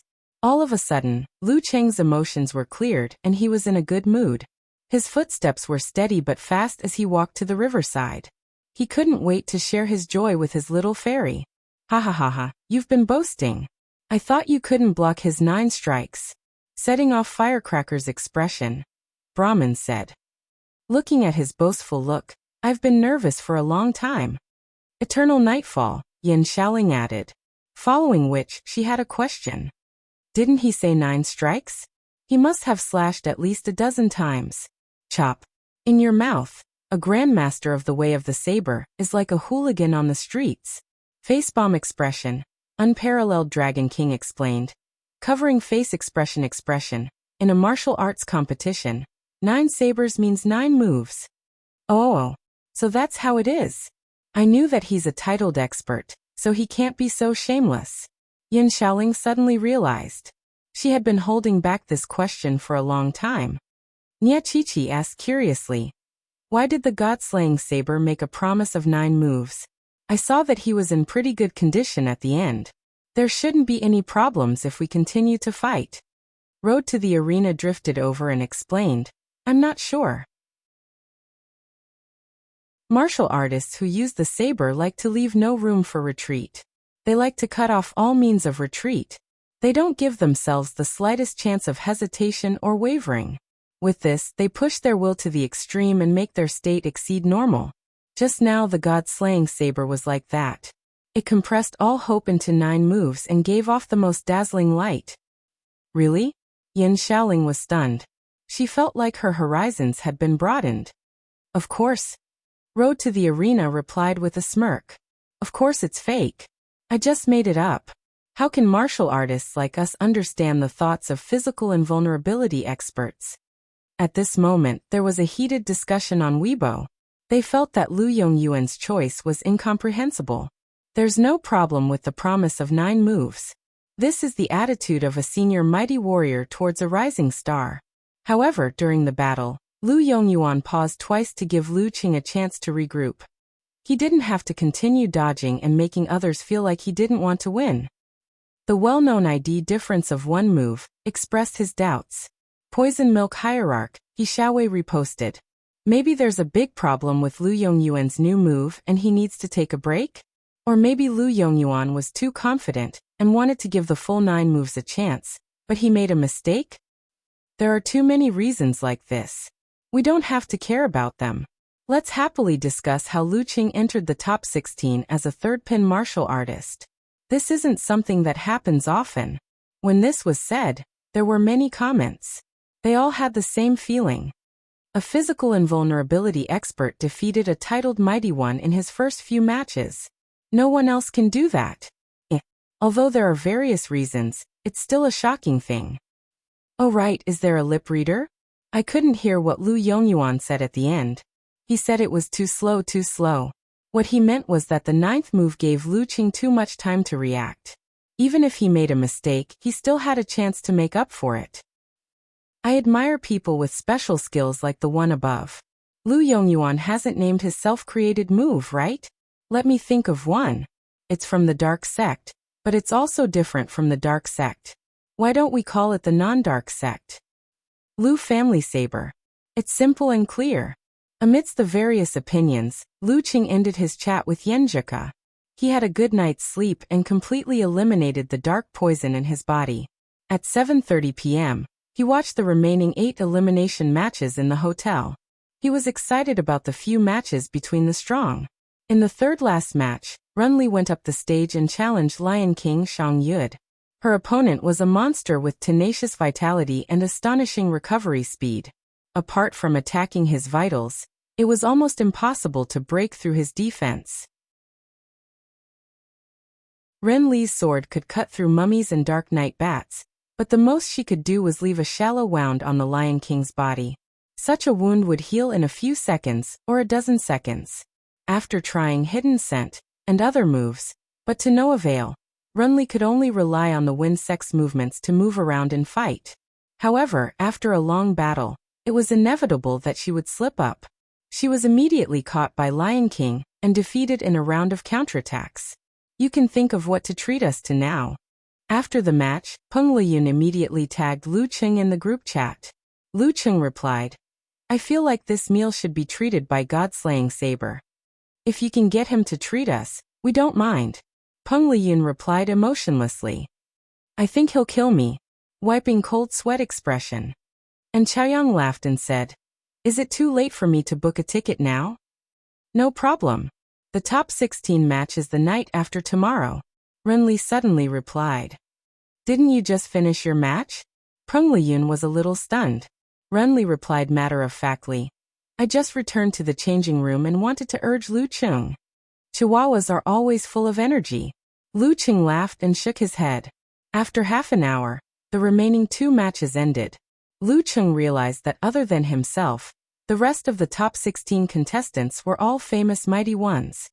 Warrior Sage Qian Donglu, Kiran Dongbaxian, Wisdom King Zhihai, Taoist Sword Wuxiao, Spear King Huangku, Clown Gu Jianxi, Queen of Thought Fei Dan, Optimus Prime Longjin, Blazing Sword Qi Ling. If they weren't titled mighty ones, they were strong reserves for the title. Looking at these, Lu Cheng's mouth twitched. He sent a message to Yenjika. I feel like a sheep in a pack of wolves. All around me are big shots. Yenjika was taking a break between classes when she saw a notification. Because of the word husky, she clicked on it with interest. The main theme of the news was that a husky had sneaked into a pack of wolves in a zoo and was hiding there. He looked so dumb that he couldn't keep up his act.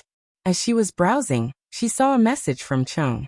She switched the interface and saw the content. A sheep in a pack of wolves? It's obviously IFT. Thinking of the previous news, Yenjika couldn't help but laugh. She quickly covered her mouth with her hand. Her body trembled for a long time as if someone had poked her laughing nerve. After a while, she recovered and replied with a cute expression. Yes, yes, yes. Brother Chung, you're right. Your answer feels weird. Frowning expression, puzzled expression, replied Lu Chung. No, I'm not, replied Yenjika with her dimples. What did you think of? Lu Chung didn't believe her. He guessed very well. Yenjika sent an emoji of rolling its eyes with a hint of complacency. Have you heard the song of Little Dragon Man? My answer is in it. The answer is in the song? Confused and curious, Lu Chung searched the song and browsed through the lyrics. He saw a dozen words. I'm not telling you, I'm not telling you, I'm not telling you. Lu Chung was dumbfounded with his mouth half open. After a while he burst out laughing. He couldn't wait to pull Yenjika into his arms. However, there was a TV, a coffee table, and a small fridge in front of him, but there was no beautiful figure. He stared blankly, and was silent for more than 10 seconds. Then he smiled again, and expressed his admiration for his wife's wit in a light tone.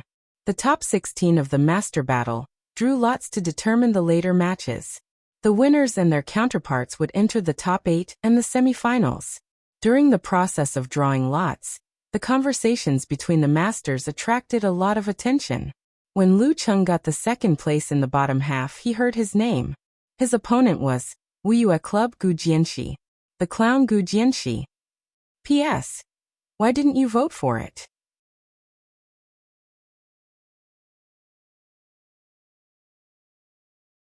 Chapter 644. At the side entrance of Jiuqiu City's 50,000-seat stadium, Gu Jianxi, who had just participated in the elimination round of the top 32 and watched the lot-drawing ceremony, walked out with his hands in his pockets. He turned into the alley behind him. He had a hairstyle commonly seen in war-torn zones, with a head full of small braids. There was a tattoo of a clown with black and green stripes on his neck and cheek. The lower down, the more exposed his skin was, the more tattoos there were. They were densely packed and stacked on top of each other, sending chills down one's spine. There was an unreliable rumor in the pugilistic world that Gu Jianxi would get a tattoo as a souvenir every time he experienced a major event. For example, the clown tattoo represented the first time he killed someone. At this moment, Gu Jianxi was wearing a black and colorful hip-hop style t-shirt. He didn't look like a renowned physical invulnerability mighty one, but more like a rapper. Just as he was about to turn the corner, a male reporter who had been waiting for him for a long time leaped over, raised his microphone and asked, Mr. Gu, what are your thoughts on the battle between you and Lu Chung for the top 16? It was forbidden to interview martial artists before the start of the competition to avoid disturbing the mood of the contestants. Therefore, he had to seize this fleeting opportunity. Before he could finish his sentence, the reporter with 2 pimples on his forehead saw Gu Jianxi looking at him coldly. That gaze was like that of a wild wolf choosing its prey, and it made him shudder. I was just asking. It's fine if you don't want to answer. The reporter opened his mouth to explain, but he couldn't even stutter. His voice was stuck in his throat. As expected of the clown, who had taken more than 100 lives. He sighed to himself with fear and trepidation. And this was under the premise that the clown rarely left the country after the ranking ceremony. Gu Jianxi retracted his gaze and spat out 3 words coldly. No opinion. No opinion. The reporter's mind went blank as he stood there stiffly. He only recovered when the clown took a few steps forward. He keenly picked up on the emotions hidden in Gu Jianxi's words. He was angry because of the question, so he had no opinion? Why was he angry? Was it because the question had insulted him? In a flash of inspiration, the reporter caught up with him. He panted slightly and said, Mr. Gu, do you think there's no need to discuss this match?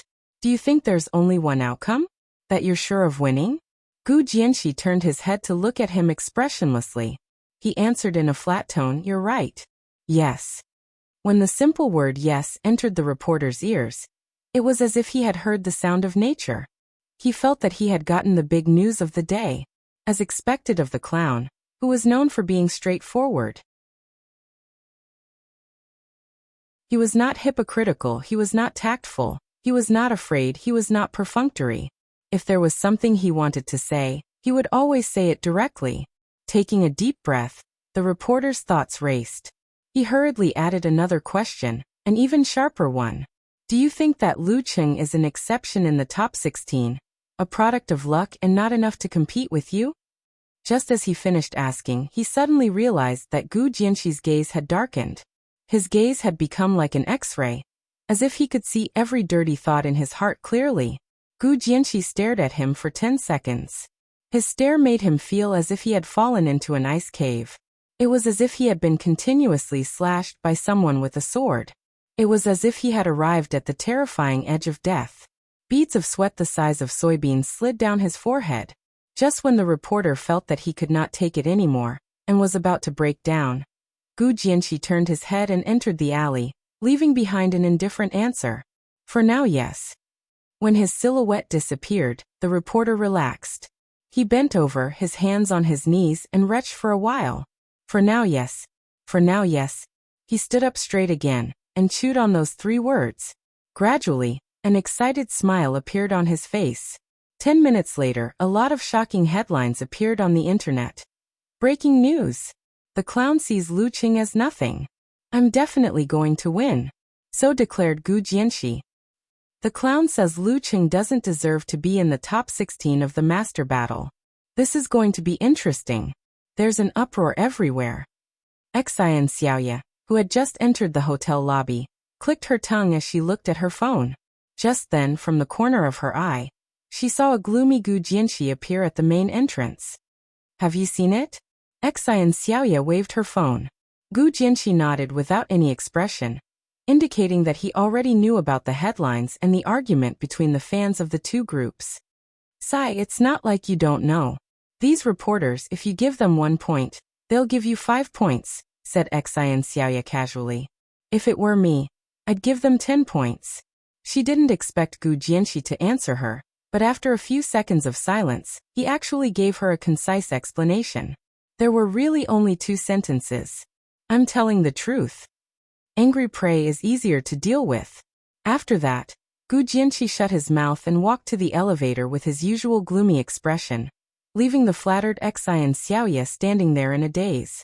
Lu Cheng sat cross-legged on the bed, comforting his wife while watching Yan Xiaoling and the others discuss among themselves.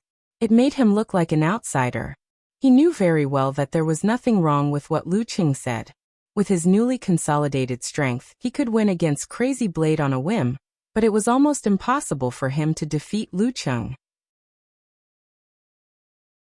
Among the top 16 martial artists, he was indeed much weaker than the others.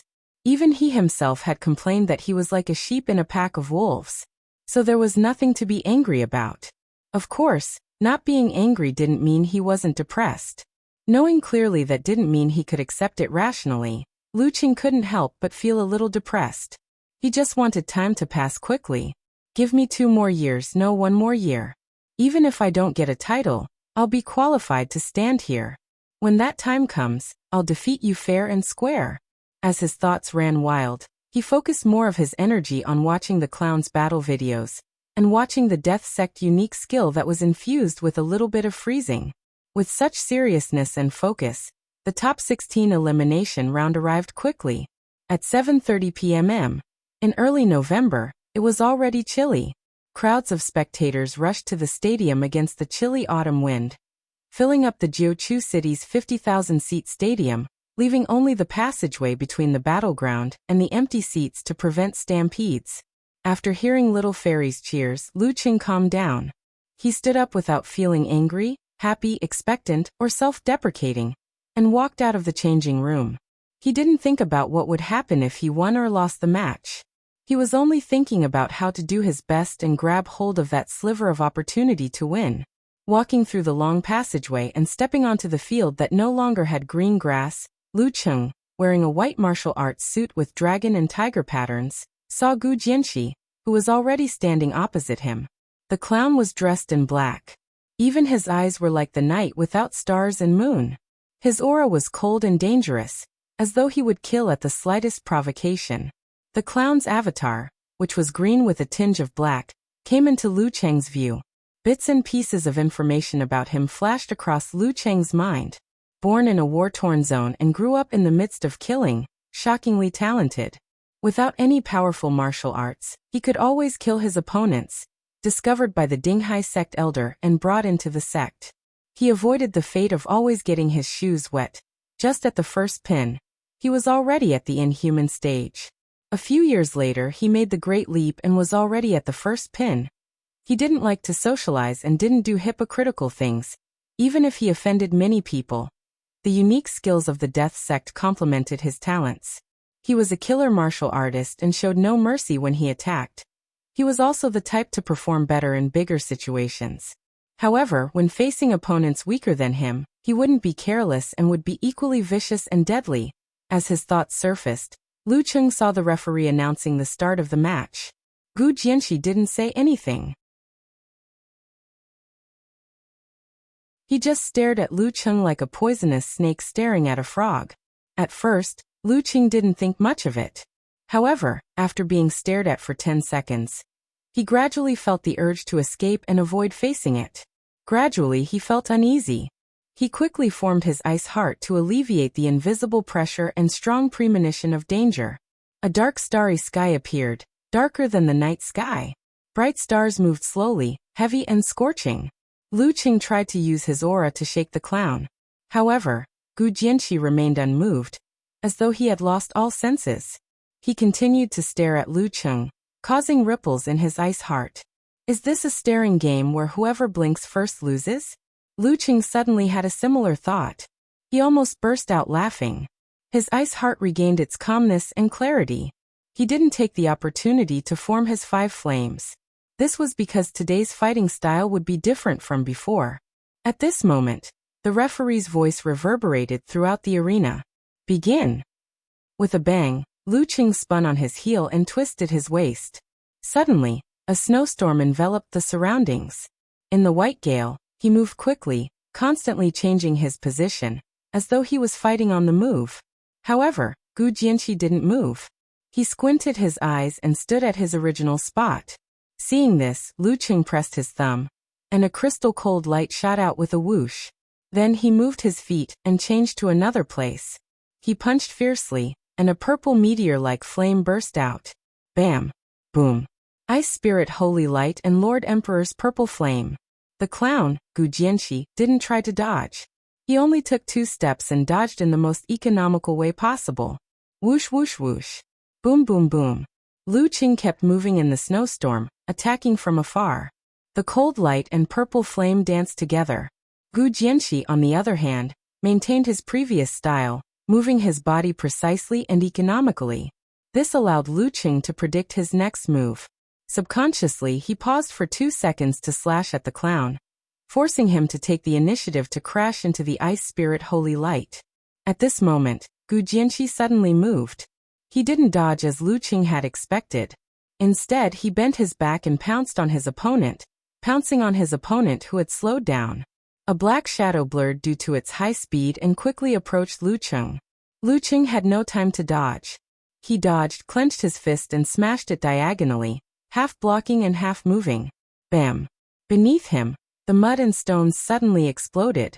A hand clenched into a fist and rushed out from the cracked ground, aiming for Lu Cheng's vital points. The blurry black shadow instantly turned illusory, distorted, and disappeared.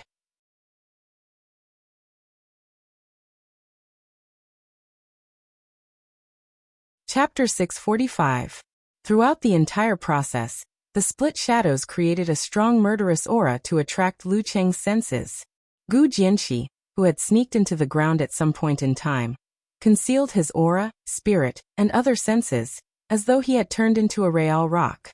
Only at the moment of the surprise attack did he erupt with an earth-shattering explosion. He had put in so much effort just to hide from Lu Cheng's ability to foresee danger. However, Gu Jianxi had underestimated the uniqueness of cultivation. Other than being countered by Gu Hui's Dharma access from cultivation once, Lu Cheng had never failed. After his third awakening and making the Great Leap, he even had a hint of the cicada senses before the autumn wind, from the realm of martial arts, the realm of the mighty prowess. The clown's concealment of his aura was excellent.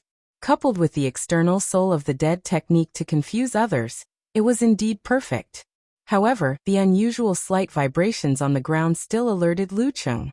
As he clenched his fist and smashed diagonally, he took the opportunity to take a step forward, narrowly avoiding his vital organs. Amidst the splattering of mud and stones, he spread his arms, lifted his right knee, swung his calf, and used the tip of his foot to kick Gu Jianxi's fist that was flying towards the sky. This seemingly ordinary, rock spreads its wings, had the power of internal explosion, hidden within it. Lu Cheng knew that the clown had incorporated a little of the ice sex techniques, and had extremely strong resistance to cold. In a split second, he naturally leaned towards using the fire sex techniques. For mighty ones who had made the Great Leap, their mental strength was strong, and visualization was easy and fast. They could easily execute simplified physical invulnerability moves. Poof! Lu Cheng's tip of his foot pecked the side of Gu Jianxi's fist and immediately channeled the hidden Emperor Yen force.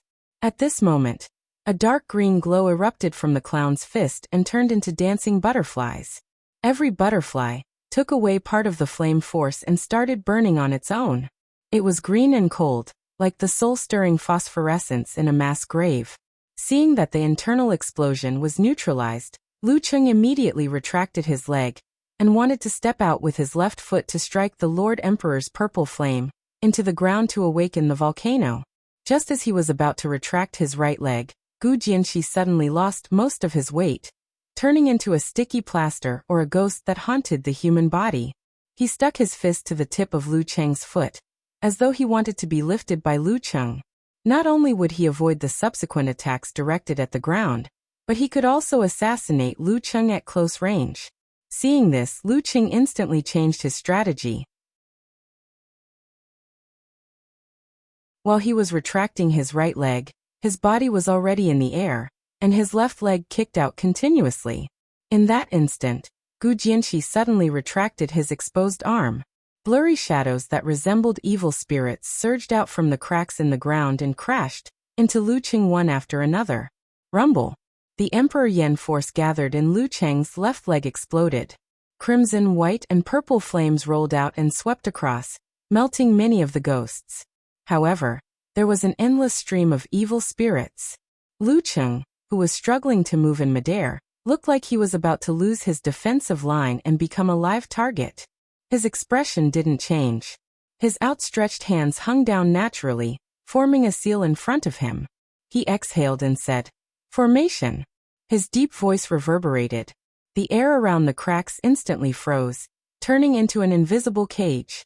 The evil spirits were sealed underground, unable to break free for a while. Bam! Beside Lu Cheng, mud and rock splattered. A black shadow soared into the sky. It was none other than the clown Gu Jianxi. His eyes were dark green. He didn't clench his right hand to punch, slap, or chop. Instead, he used his middle finger as the tip of a sword and stabbed at Lu Cheng's ribs. His fingernails glowed green, and his skin was grayish-white. At this moment, Lu Cheng's feet had yet to touch the ground, and his hands had just formed a seal. His momentum was exhausted. He couldn't dodge or block. Gu Jianxi didn't place all his hopes on blinding Lu Cheng's sense of danger. He used the techniques of Undead Will Not Die and 100 Ghosts Parade to create this perfect opportunity to deliver a fatal blow. The third move of the Death Sect, Yama's Invitation. Lu Cheng was very clear that when facing the physical invulnerability moves of the Death Sect, it was best not to have the thought of exchanging injuries for victory. Once he failed to block the move, he would be hit by the unguarded body. Even if it wasn't a vital point, it would still affect his vital points. Under normal circumstances, even if his arms or legs were broken, with the physical invulnerability Mighty One's control over his body, even if they couldn't regrow them, as long as they pressed the missing part back to its original position in time, they would still be able to heal without any repercussions. As for minor injuries like a hole in the stomach or a collapsed shoulder, they would be treated as normal. However, When facing a martial artist who practiced the unique skills of the death sect, such minor injuries could still be fatal. At this critical juncture, Lu Cheng's hands, which were forming the seal, changed naturally. The seal script in his mind reappeared. He aimed at Gu Jianxi and spoke in a dignified but deep voice. Army. This was the complete army formula. It was 2 to 3 times stronger than the simplified version that only relied on the stimulation of qi and blood. The murderous aura surged into the sky as thousands of sharp points converged. The cold and merciless arrows shot towards Gu Jianxi's body, making him feel as though he was in a desperate situation and was ambushed from all sides. As a martial artist who had walked out from a mountain of corpses and a sea of blood, the clown's attack only paused for a moment before he got rid of the influence. Such a scene wasn't only seen in illusions, he had also experienced it in reality. However, Lu Cheng seized the opportunity and detonated a small amount of Emperor Yen force. His body was like a rocket that was launched twice. He moved horizontally by 1 foot in the air and landed on the ground. Without giving Gu Jianxi any time to adjust his attack, he changed the seal with his hands again. He exhaled deeply and said, "All right." He landed mysteriously and connected heaven and earth.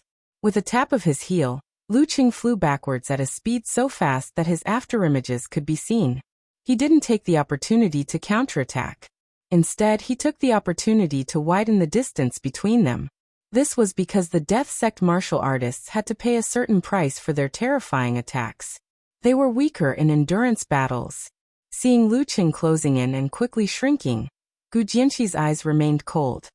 He raised his left hand, bent his fingers, and knocked heavily towards the void in front of him with his joints as though he was knocking on a door. Dong! Lu Cheng, who was retreating rapidly, felt his ice heart being hit by an invisible hammer. It shattered into pieces and surged violently. A strong sense of fear emerged. His body trembled slightly and stiffened. The first move of the Death Sect. Midnight Ghost knocks on the door. This move was executed smoothly by Gu Jianxi and didn't require much preparation. Furthermore, he had referenced the unique skills of the Ice Sect and made targeted improvements to counter the enemy heart-freezing move.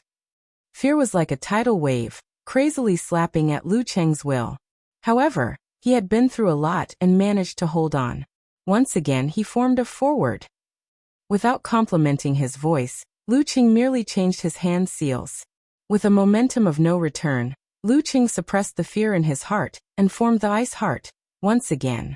At this moment, Gu Jianxi had already closed in like a ghost. With a shake of his right arm, his arm swelled and his fist swung sideways. Lu Cheng had just raised his arm to block when he suddenly sensed danger. A layer of ice formed on his right leg, and he retracted it out of reflex. It wasn't until this moment that he realized that the clown was kicking from above. However, that kick was soundless and undetectable to his senses. The 7th move of the Death Sect, Shadowless Killing Kick. Bam! Before Gu Jianxi's fist landed on Lu Cheng's raised forearm, his left leg had already landed on Lu Cheng's whip leg. The thick layer of ice shattered instantly, turning into grayish-white powder that dissipated into the air. It took a few seconds for it to melt. Bam! The clown's fist was blocked and stopped. However, Lu Cheng felt a chill invade his body. It ignored the normal flame force and made his arms feel as though they were temporarily dead. This was a double trap. Gu Jianxi had prepared it specifically for Lu Cheng, who had a premonition of danger. He had weakened the power of the Shadowless Killing Kick and enhanced his Yama force with the Undying Soul technique. Originally, the upper part was illusory while the lower part was solid. Now the lower part was 70% and the upper part was 30%. Lu Cheng didn't panic when he lost feeling in his 2 arms. Instead, he twisted his waist and swung his right arm out. It was a single whip. At the same time, he took a step forward with both hands and feet. With a heavy step, he created a field of blazing faint purple flames. They turned into a wall of flames and pushed towards Gu Jianxi. It was the fire sect's burning mountain and evaporating lake technique. At this moment, Gu Jianxi revealed a stiff smile. Instead of retreating, he advanced. He didn't put up any more defenses, and just turned his body to avoid the single whip. Bam! The purple wall of flames slammed into his legs and ignited them. However, Gu Jianqi seemed to have turned into a corpse. He had lost his sense of pain and didn't show any signs of stopping. His left hand shot out like a cobra and jabbed towards Lu Cheng, who had already used up all his moves. He didn't slow down at all, and seemed to have infused all his strength into it. At such a close distance, such an attack arrived in an instant. Lu Cheng only had time to pull his body back and avoid the attack on his neck. Gu Jianqi's left index finger was pressed against Lu Cheng's shoulder. Extreme danger was contained within. The ninth move of the Death Sect, Killer Strike, Final Smile. Lu Cheng's mind raced. He looked at the clown's completely charred legs and the hair between his legs that was covered in red flames. He couldn't help but feel a twinge in his balls. I thought I was good at exchanging injuries for victory, and was an expert in life and death battles. However, there's always someone better out there. There's always someone more ruthless. If this move of mine was a little more powerful. He gasped and stopped resisting. He understood that Gu Jianqi was taking the risk by relying on the uniqueness of the body of the dead and the strong self-healing ability of a physical invulnerability martial artist. Of course, if it was a life and death battle with his ruthlessness, he would have done the same even if he didn't have these and the risk was extremely high. This was the clown Gu Jianqi. The corner of the referee's mouth twitched. He quickly raised his right hand and shouted, "Gu Jianqi wins!" Bits of flames fell and the dark green covered the charred black, like fashionable trousers.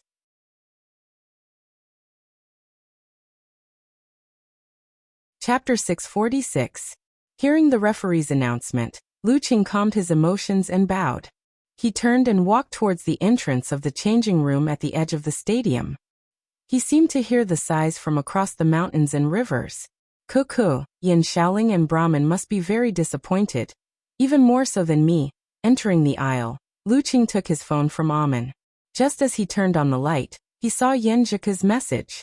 The girl said, "The clown is really giving it his all. Yeah, I didn't expect this. He's treating the arena battle like a life and death battle." Lu Cheng sighed. He knew Gu Jianqi's fighting style very well, but he didn't expect him to be so aggressive after just a few rounds. He was ruthless to his opponent and even more ruthless to himself. Martial artists who practiced the unique skills of the Death Sect did have the weakness of not being able to last long. But the problem was that they had only fought for a short while. The clown was still far from his limit. He didn't have to risk his life like this. This was more of a life and death battle than a life and death battle.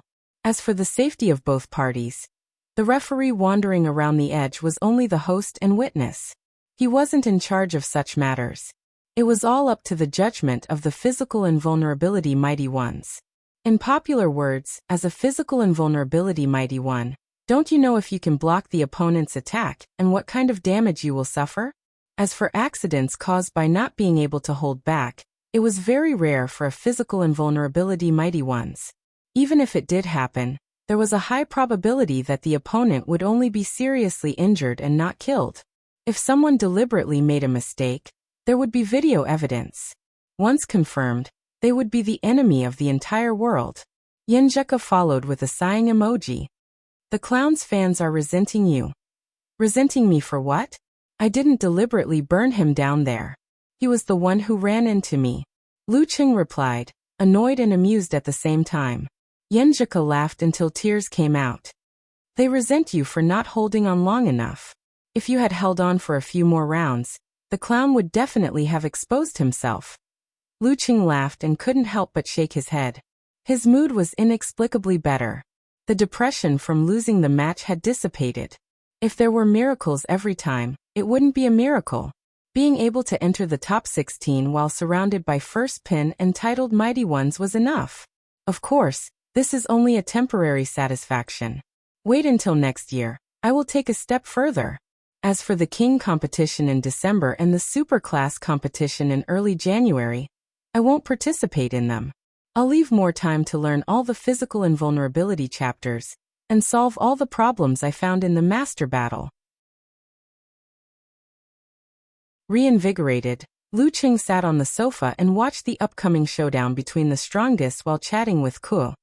who was on her way to the campus of Connecticut University. Halfway through, he switched to the group chat and tagged Peng Liyun and the others. It's time to consider what to eat. You adjusted so quickly. And Chaoyang seemed to have been paying attention to this all along. Soon he sighed with emotion. Against an opponent like the clown, the chances of the weak defeating the strong is very slim. But if the gap between the two sides isn't too big, then it's possible to set up a trap for the clown's desperate fighting style. Peng Liyun discussed the battle earlier with great interest. Yes, those who are good at swimming will drown, and those who are good at riding will fall. The strongest and most commonly used method is often the source of failure. Runli replied in a genteel manner.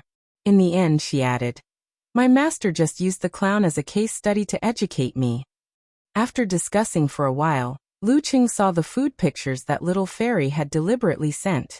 He quickly emphasized in the group chat. Shouldn't the focus of our discussion be what to eat? I know a food blogger who lives in Juku. Let me ask her. Peng Liyun seemed to have just remembered that there was a serious matter. You know a food blogger? Priest, which part of you looks like a foodie? Are you having an affair? Lu Qing asked in surprise. Peng Liyun answered seriously. Back then, when I was browsing Weibo, I suddenly thought of some problems. I wasn't paying attention, so my hand slipped and I followed her. I wanted to unfollow her immediately, but she sent me a private message excitedly, saying that she likes martial arts very much and has been following me all this time. I was too embarrassed to unfollow her. Later, we would chat for a bit and share our Weibo posts. You don't have to say any more. An explanation is a cover-up, and a cover-up is the truth. Lu Qing teased Peng Liyun with an evil smile. I really don't. I don't know her that well. Peng Liyun quickly replied and seriously emphasized. TSK, priest is still an innocent little boy. When it comes to this kind of topic, the veteran would either change the topic and not dwell on it, or joke with himself. Basically, he wouldn't explain seriously. Amidst his teasing, Lu Qing wisely stopped the topic and tagged in Chaoyang instead. Hipster, when is your flight? Tomorrow morning. And Chaoyang posted a screenshot of his flight ticket. Then let's set it for tomorrow night. Lu Qing made the final decision. At this time, Peng Liyun received a suggestion and relayed it. She said that the high autumn crab is fat, and now is the time to eat crabs. The spicy crab in Juku has a unique flavor that is different from other places. It's pretty good. She recommends fresh taste. Sure, I'm fine with it. While typing, Lu Qing recalled the different spicy crab he had eaten. Saliva formed in his mouth. Me too. Renli didn't have much opinion on food. Oh yeah, there's something. Peng Liyun added a dazed expression. When I was asking, I mentioned that we were having a meal together. She wants to join in the fun and broaden her horizons. She said that she's a loyal fan of Lu Qing and wants to get an autograph and take a picture with her idol. If you guys aren't willing, I'll turn her down. I'm fine with it. You'll be responsible for the person you brought. Lu Qing smiled rather complacently. He didn't expect that a random person he met would be his fan. This feels pretty good. Then I'd like to see what kind of girl worships Lu Qing. And Chaoyang replied amused. You make it sound as if worshipping me is weird. Lu Qing complained. Renli emphasized. She has to promise that she won't talk nonsense in the future. After some discussion, the matter was settled. The next day, Lu Qing woke up early to train and video chat with Yenjika. After his afternoon nap, he planned to train for another 3 hours. He turned over and sat up. He wasn't in a hurry to get off the bed because the tent was set up very badly. As a vigorous mighty one with physical invulnerability, who hadn't had his wife by his side for more than a month, such reactions and occasional thoughts were normal. Taking a deep breath, he calmed his mind and controlled his body. Very quickly, Lu Qing returned to normal. He changed his clothes and headed to the training room attached to the hotel. At 6:30 p.m., he asked Amin to book a car. He arrived at Ipin fresh and found a private room. Pushing the door open, he immediately saw a fresh beauty with medium-long straight hair wearing a thin white sweater and Peng Liyun, who was staring blankly at the girl beside him. Obviously, there's no adultery. Lu Qing was slightly disappointed. The beauty with light makeup, clear eyes, and pink lips stood up. She extended her hand with a smile. I'm Pingxi, your loyal fan. I like the miracles you've been creating. I like your struggle and perseverance. Her breasts were very impressive. When she stood up, she even trembled a little. Lu Qing didn't look sideways. He extended his right hand and lightly bumped it with Pengxi. He smiled and said, "My pleasure." At this moment, Run Li and Chaoyang came in from outside. Pengxi introduced herself again. At the end, she said self-deprecatingly, "I didn't expect you guys to be so close in private. When I heard about it, I was very curious. Plus, my idol is here, so I shamelessly came to get a free meal. I hope you guys don't mind. I won't tell anyone about what we talked about today." Girls who like to make fun of themselves were never annoying. And Chaoyang nodded in agreement. Renli glanced at Pengxi's breasts, then retracted her gaze. She looked a little lost. Then, she sat in the seat furthest away from Pengxi. After ordering spicy crabs, steamed hairy crabs, and many other signature dishes, Pengxi took the initiative to start a conversation. She smiled and said, "I was browsing Weibo and saw a reporter suggesting to hold a Heavenly Sun competition for you guys, Wisdom King, and Living Buddha to choose the strongest Heavenly Sun. I feel that this is a provocation. What do you guys think?" "Not interesting." Runli shook her head. "I feel that our opponents aren't limited to such a small area. There's no point in talking about a Heavenly Sun competition when you're a physical invulnerability expert. If you're capable, you should get the title. My opponents aren't just Wisdom King, Living Buddha, and Priest. There's also the Clown, Spear King, Dongbaxian, Taoist Sword, Warrior Sage, Dragon King, and many other mighty ones." "That's right." Peng Liyun came back to his senses and nodded in agreement. And Chaoyang smiled bitterly. "I feel like I don't have the right to speak." As they chatted, the dishes were laid out. The steamer basket with the hairy crabs was also served. Pengxi picked one up, dissected it skillfully, and divided it into different parts. She passed it to Peng Liyun. "Try it. Although it's not a local specialty, it's not bad." "Thank you," Peng Liyun replied politely. Then Pengxi dissected another one and passed it to Chaoyang. "Thank you. The taste is quite authentic." And Chaoyang, who was in Huahai, smiled. After that, Pengxi picked up another hairy crab and dissected it skillfully. Then she placed it on Lu Cheng's plate. "My idol, try it." She smiled like a flower.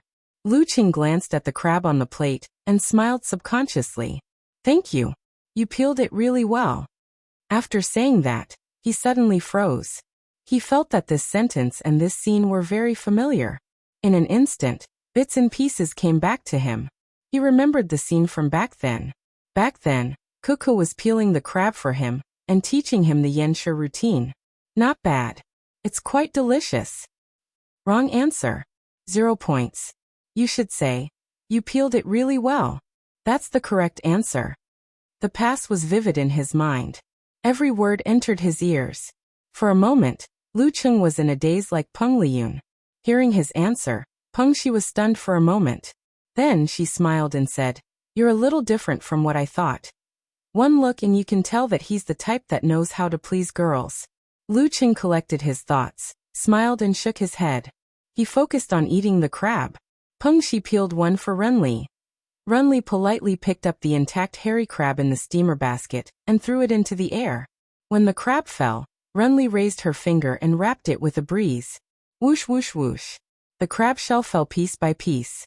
The white crab meat and attractive crab roe flew out and fell on Pengxi's plate, piled up neatly. "I'm not very good at peeling crabs.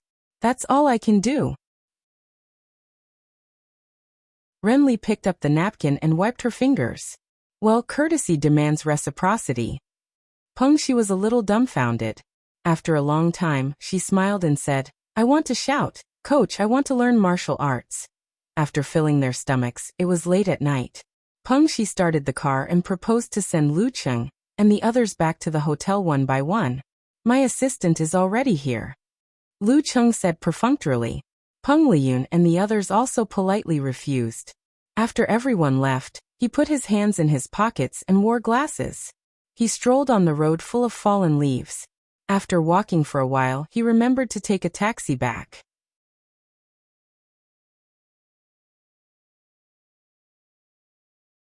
Chapter 647.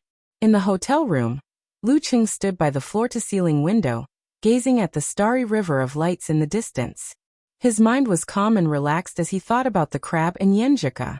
Many details, with the passage of time, only left a vague image, but the substance had already become instinctive, becoming a conditioned reflex.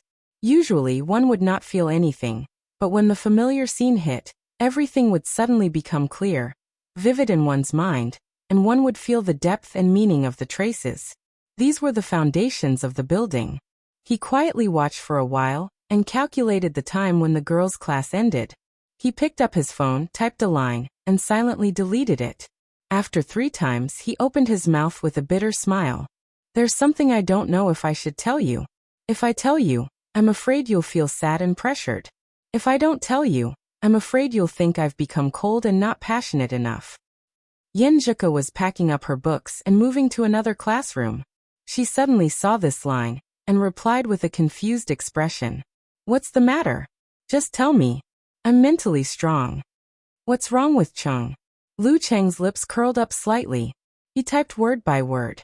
It's about how I miss you very much. Yenjika was speechless. Her lips pursed into a smile. Half puzzled and half happy, she asked. Why do you suddenly miss me? When I had a meal with Hipster and the others, the priest brought a girl over. She was a food blogger and very good at peeling crabs. She peeled crabs for everyone. At that time my reply was, thank you, you peeled them very well. I remember you taught me this. Lu Cheng described what had happened in a concise and comprehensive manner. He didn't say why he missed her, only that he remembered it. You've mastered it well. Yenjika felt her heart soften. All her emotions were settled. The 4 words, I miss you very much, were no longer empty. They had concrete and deep support. Without waiting for Lu Cheng to reply, she added, yesterday, I saw a black junior wearing a feather coat and a star crown in the corridor. This has become a trend in school.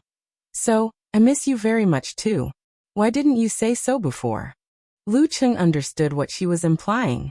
Yenjika replied, proudly looking at the sky expression, I'm just worried that someone will be impulsive and directly book a flight here. In the past, it would definitely be like this.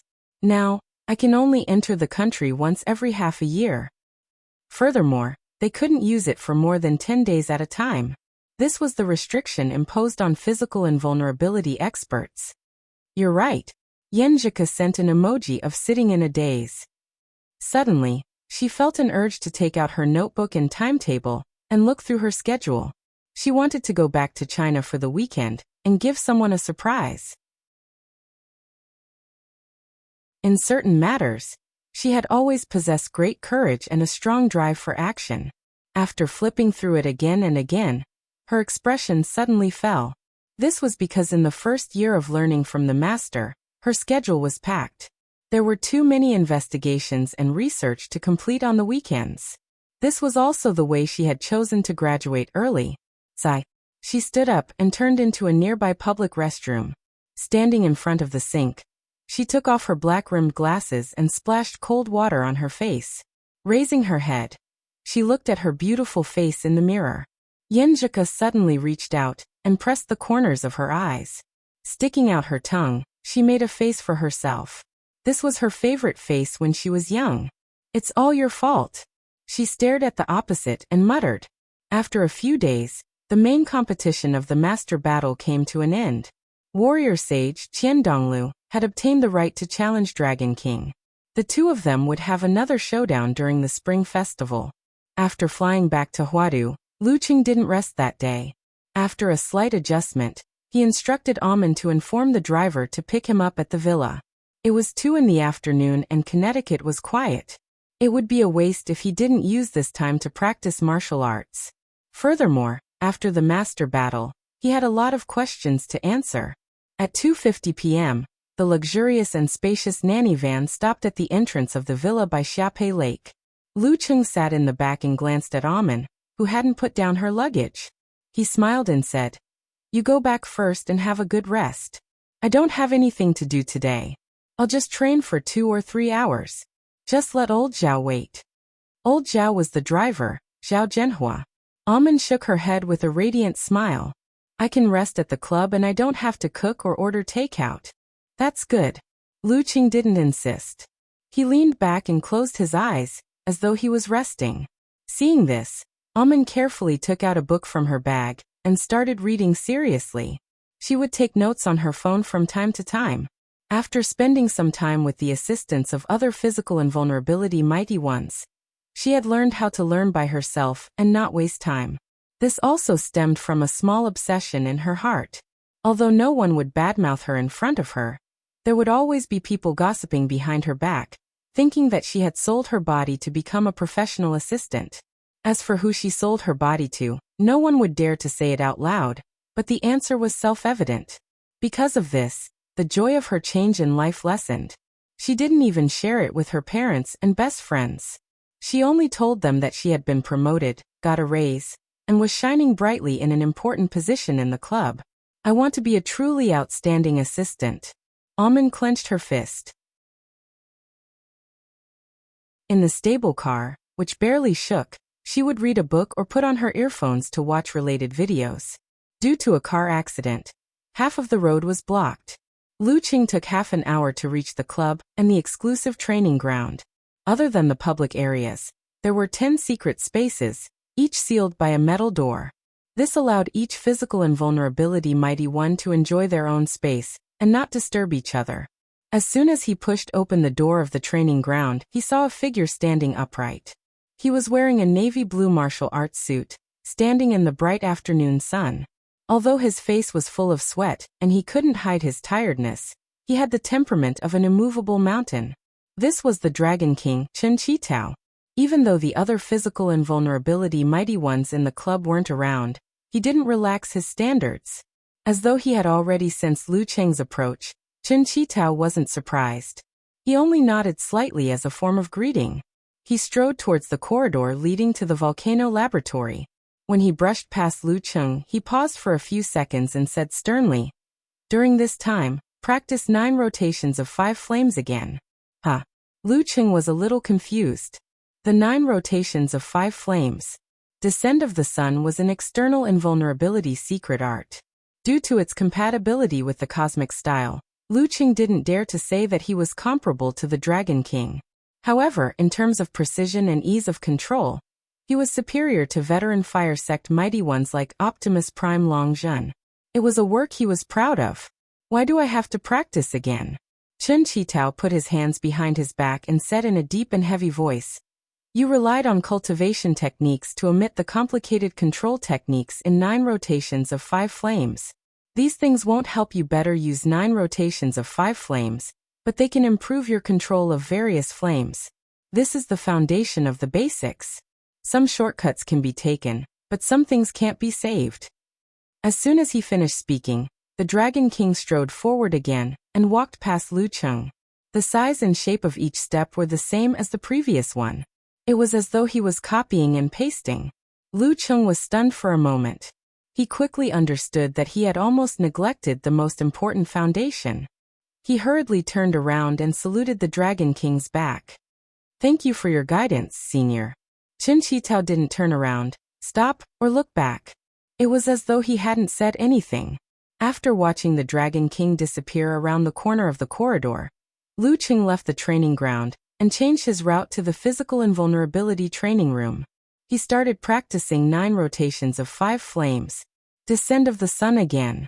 After an entire afternoon of hard training, Luqing used a towel to wipe the water droplets off his forehead. He changed into fresh clothes and headed to the restaurant to eat, just like he did most of the time in Huacheng. At 7 in the evening, he returned to the villa. After sending Amin and the driver Zhao Zhenhua away, Luqing chatted with Kai Zongming, Jiang Fei, and the rest on QQ until Little Fairy finished her morning exercise. "Cheng, before I went to bed last night, I saw an invitation for a luxurious tour group. It's going to Huacheng," Yanzhika said excitedly. "So?" Luqing asked back, pretending to be confused. "Cuckoo will only be back during the winter break.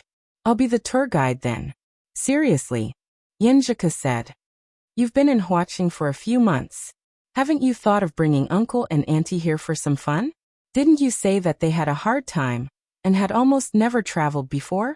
Sign them up for a tour group, and let them have a look around Huaqing. They won't be staying at a hotel but at home. Amen can get a driver to pick them up. You don't have to go through so much trouble. Just spend time with them when you're home every day. Lu Cheng was stunned for a while. Who exactly is their child? I've never thought of such a thing. I was thinking of going back home for a few days in December. Men aren't as attentive as girls in this aspect. Tisk, it's good that you have such self-awareness. Ask uncle and auntie if they're free from November 27th to December 7th. The tour group is only for 7 days. Leave 2 days before and after to let them get familiar with our house. We can even make you a dinner of love anyway. You can book the plane tickets yourself. Yenjika said proudly. Lu Cheng's lips curled up a little. Then he emphasized with a smirk. Call them mom and dad.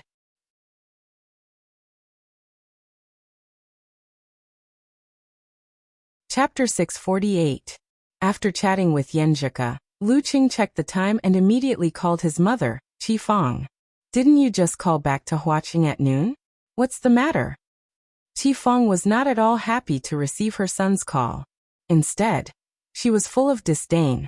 The TV series she was following had its finale today. Lu Cheng forgot to explain the cause and effect and blurted out.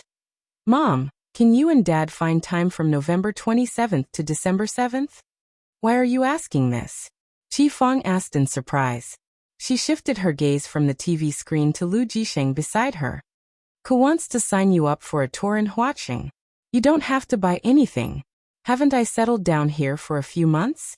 I've been so busy practicing martial arts that I forgot to ask you two to come visit and live here for a while. It was Ku's reminder that reminded me of this. Seriously, haha. Lu Cheng laughed dryly, trying to belittle himself and elevate his wife. Qi Fang was stunned for a few seconds as she digested the information.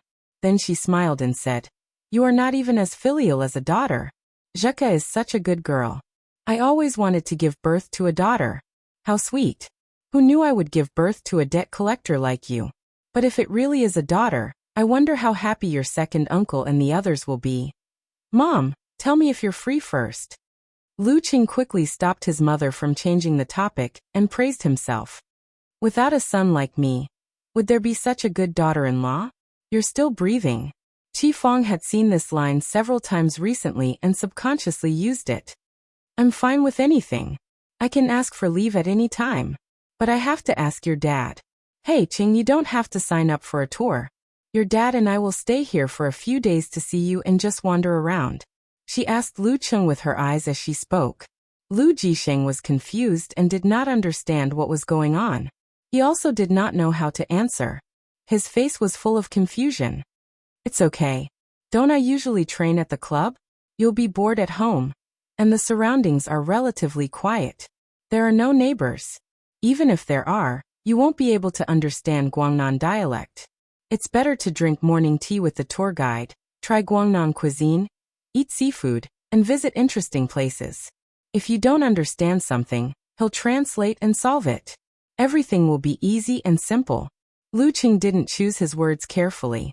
He just said whatever came to his mind. You and my dad haven't traveled before except for Gaofan. Let's give it a try. That's to watch your competition. Your father used to run around a lot, but he was just working for others. Qi Fang pondered for a moment, and her thoughts were stirred.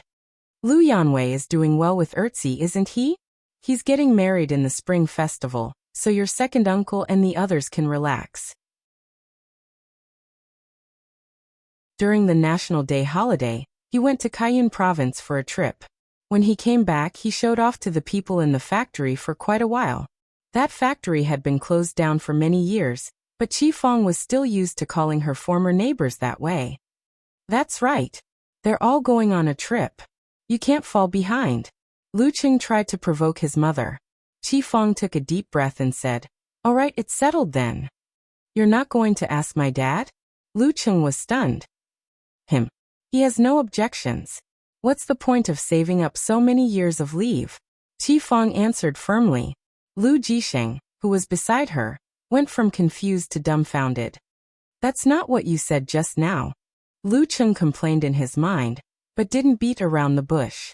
He said directly, "All right, I'll get Ke to sign up. Mom, remember to take a picture of you and my dad's ID cards and send it to me on WeChat. I'll help you book all kinds of tickets." Okay. Hey Ching, go ahead and sign up. Don't let Ke spend money. Her family is well off, but we're not poor either, right? You're already a mighty one with physical invulnerability. You're not married yet, so you have to be careful in this aspect, Qifeng reminded him. Mom, don't worry. I'll give her the money. Lu Qing replied, amused. Not to mention the close relationship between Ke's Alipay and his own, the most important financial power was in her hands. Her credit cards and online payment accounts were now tied to his own bank card. She was also in charge of family finances. There wasn't much discussion. After they got married, she took the initiative to do it herself. Qifeng was relieved. Then she said anxiously, "Your dad and I have never been on a plane before, so we don't understand. What should we do when the time comes?" "It's very simple. I'll teach you when you get to the airport. You have to trust my dad's IQ." Hearing Qifeng's question, Lu Qing suddenly sighed. Dad and Mom had been busy all their lives worrying about their family. They hadn't really enjoyed themselves, and this was even their first time on a plane. If it really didn't work out, he could ask Amen to accompany them throughout the journey. After hanging up the phone, Lu Qing reported the situation to Yenjika. She immediately chose the most expensive and best tour. She even chatted with the customer service and made many requests, not minding adding money. Inviting her parents-in-law to Huaqing was a good thing. However, if she was fussy about things like cost-performance ratio and made the trip unhappy, it would be a bad thing to do with good intentions. It was better not to do it. Since she was going to do it, she had to do it perfectly. While Lu Qing was thinking of adding a burden for Amen, the assistant was standing at the entrance of Tiandu Garden, waiting for the arrival of her best friend. Her best friend was called Wang Zi. After graduation, she returned to her hometown to work in the provincial capital. Today she was on a business trip to Huaqing and wanted to stay for 3 nights. This way, she could chat with her best friend under candlelight and chat about girls' topics. At the same time, she could save on the travel expenses of staying in a hotel. When the time came, she could get an invoice and turn it into income. 10 minutes later, a taxi stopped. Wang Zi, with her curly hair, pushed open the door and got out. Amen hurried over and helped her take out the luggage from the trunk. Wang Zi, with her thick eyebrows and bright eyes, sized up her best friend a few times and said in surprise, Man, you've become prettier. Your skin is fairer too." Amen had always been pretty. However, she didn't know how to take care of her skin when she was in university. She often participated in outdoor activities, so her skin had become a healthy wheat color. "I've been more diligent in taking care of myself recently." Amen brushed her hair and smiled humbly. Girls are more attentive to other girls and pay more attention to details. "What brand are you using? The whitening effect is so good?" Wang Zi asked with great interest. Amen dragged the luggage and spoke as she walked. She didn't hide anything. "Well, this is so expensive." Wang Zi couldn't help but look sideways at her best friend. She teased her with her unique frankness. "You really got a promotion and a raise." As they spoke, they entered the elevator and arrived at Amen's residence. 2 floors, 2 apartments. "This neighborhood is pretty high-end," Wang Zi said casually.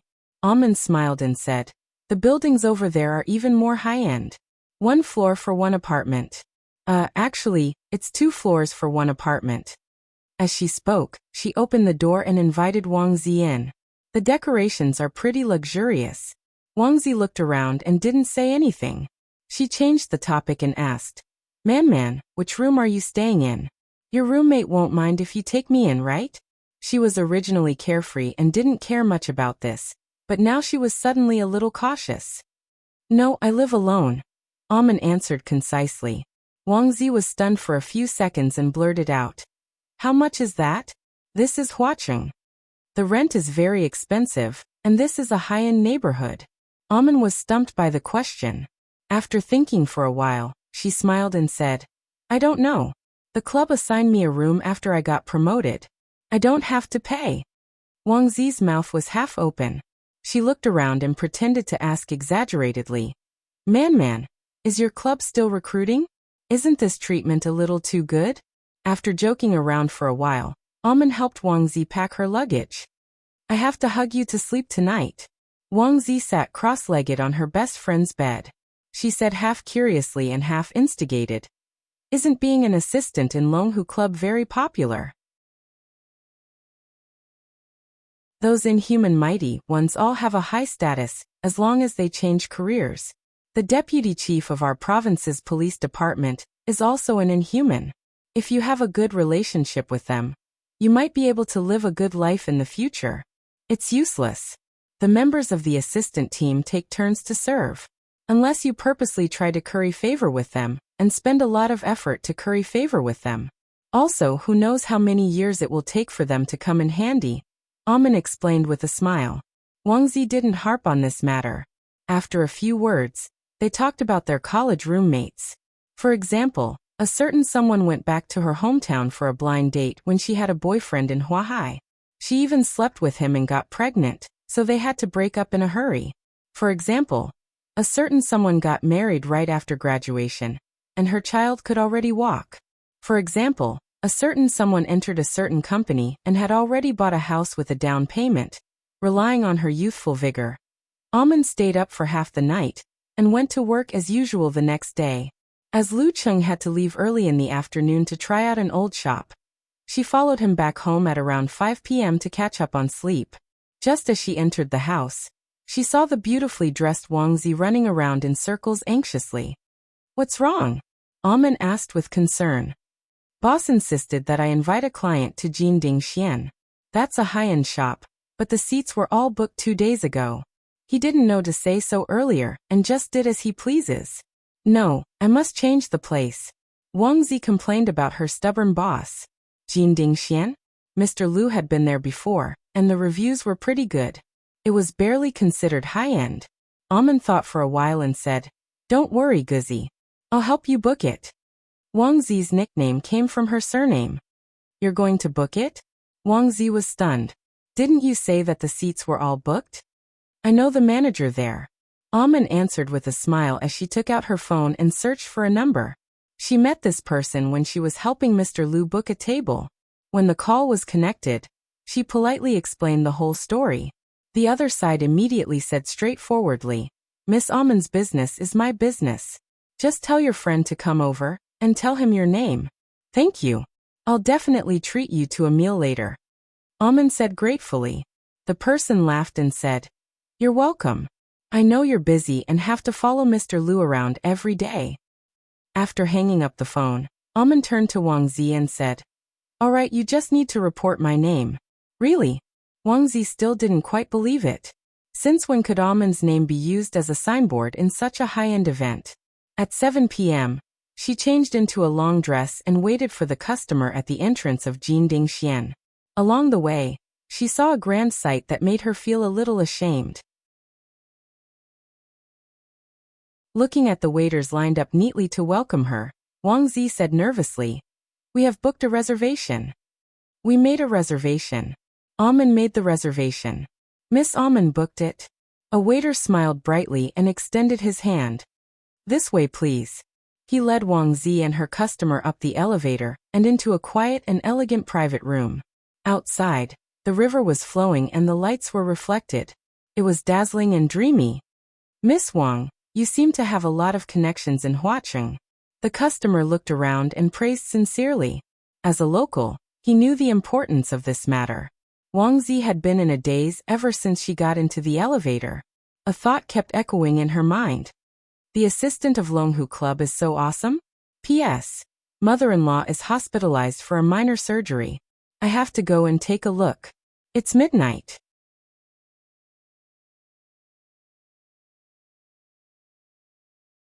Chapter 649. At around 10 p.m., Wang Zi carried her bag and returned to Amin's place. She saw her best friend with her hair down and an electric toothbrush in her hand. She looked like she was about to wash up and sleep. How did it go? Amin asked casually. Pretty good. We've reached an agreement of intent. I can go back and get a bonus. It's all thanks to you today. Wang Zi replied calmly with a smile. She then asked casually, "Why are you sleeping so early? Isn't it the weekend tomorrow? Do you have to work overtime?" "I don't have weekends. My boss is busy and has to go out at any time. That's why I have to keep the same schedule as him." Almond didn't try to hide it and laughed at herself. Of course, for the past few months, Mr. Liu had chosen to train in the villa's training field on the weekends. He didn't go out and didn't have anything else to do. He allowed himself to enjoy 2 days off every week like a normal employee. He's really a heartwarming boss. "Boss, aren't you the assistant of the Longhu Club?"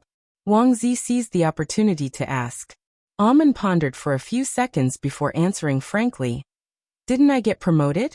I'm now Mr. Liu's personal assistant." "Lu Cheng." Wang Zi was stunned at first. She then blurted out with a sharp voice, "Physical Invulnerability Mighty One. You're the personal assistant of a Physical Invulnerability Mighty One?" Even though she didn't pay much attention to martial arts, she had often heard of the names of Physical Invulnerability Mighty Ones, not to mention the Heavenly Son of the Era, who was in the limelight recently. "Yeah." Almond nodded solemnly.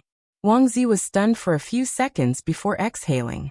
She muttered to herself, No wonder Man is so respected. She's the personal assistant of a Physical Invulnerability Mighty One. Why didn't you say so earlier?" Wang Zi came to her senses and couldn't help but probe. Almond smiled bitterly. "You don't know. I felt like I'd won the lottery. I couldn't believe it and felt like I was dreaming. It was really no different from a dream. I've been fearful for the past few months and didn't have confidence. I was afraid that I'd be fired after showing off. I wanted to tell you guys after I settled down." "You were randomly selected?" Wang Zi was full of curiosity. "Yes." Recalling the past, Almond still found it unreal.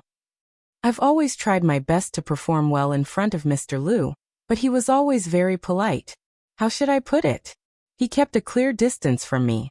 When he made the great leap and became a Physical Invulnerability expert, he picked me as his assistant. I was stunned. Do you know? I was so happy. The feelings that she had held in for months gushed out at once. No special interaction?" Wang Zi was in the same state of disbelief as Almond back then. She kept feeling that there were some unknown details. It was impossible for a pie to fall from the sky, right?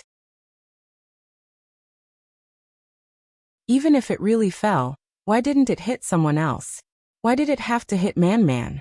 She didn't think that there was anything seductive in it. Instead, she thought of some chicken soup stories about interviews, such as how to straighten a broom after entering the door. Well, there is one thing.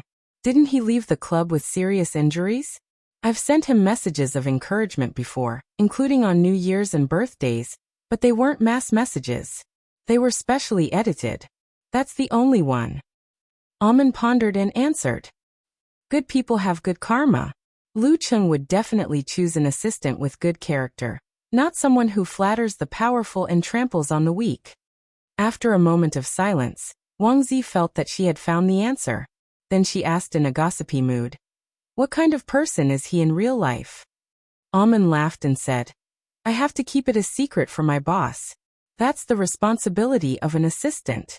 Well, what I can reveal is that he's really hardworking and down to earth.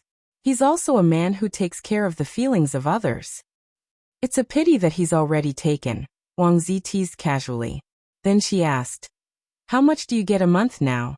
Are there any special benefits?" Since she knew the status of an inhuman, she wasn't unfamiliar with the lofty status of a Physical Invulnerability expert.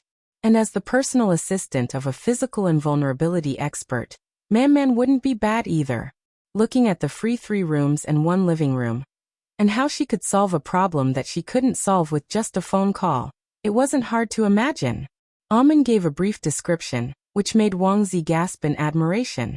At the end of the story, Wang Zi took a deep breath and said half-jokingly, "When I go back, I can brag like them. What about my friends and classmates? You're much more awesome than what they said." Almond couldn't help but laugh. Seeing that her best friend's attitude didn't change fundamentally, she felt relieved. As Lu Qing trained hard day after day, the end of November came in the blink of an eye. At 8:30 p.m. on the 26th, he took the nanny van and arrived punctually at Huaqing Heishui Airport to pick up his parents' flight. More than 40 minutes later, he saw Qi Feng and Lu Jixing with his sharp eyes. They were wearing down jackets to resist the cold of Xiushan, and they were looking blankly at the people who were wearing thin and light clothes. Lu Qing smiled and went up to them. While describing the weather in Huaqing, he took the luggage from the old couple. At this moment, Amen and the driver, Zhao Zhenhua, rushed over and took the luggage. "Hey girl, let him take it. He's strong," Qi Feng said politely. "Auntie, this is my job. Do you want me to lose my job?" Amen replied jokingly. "This is my assistant, Amen. This is my driver, old Zhao." Lu Qing introduced them casually.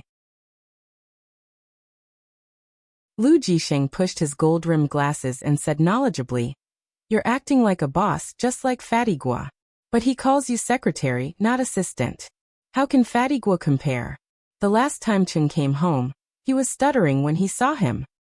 Qi Feng retorted her husband out of habit.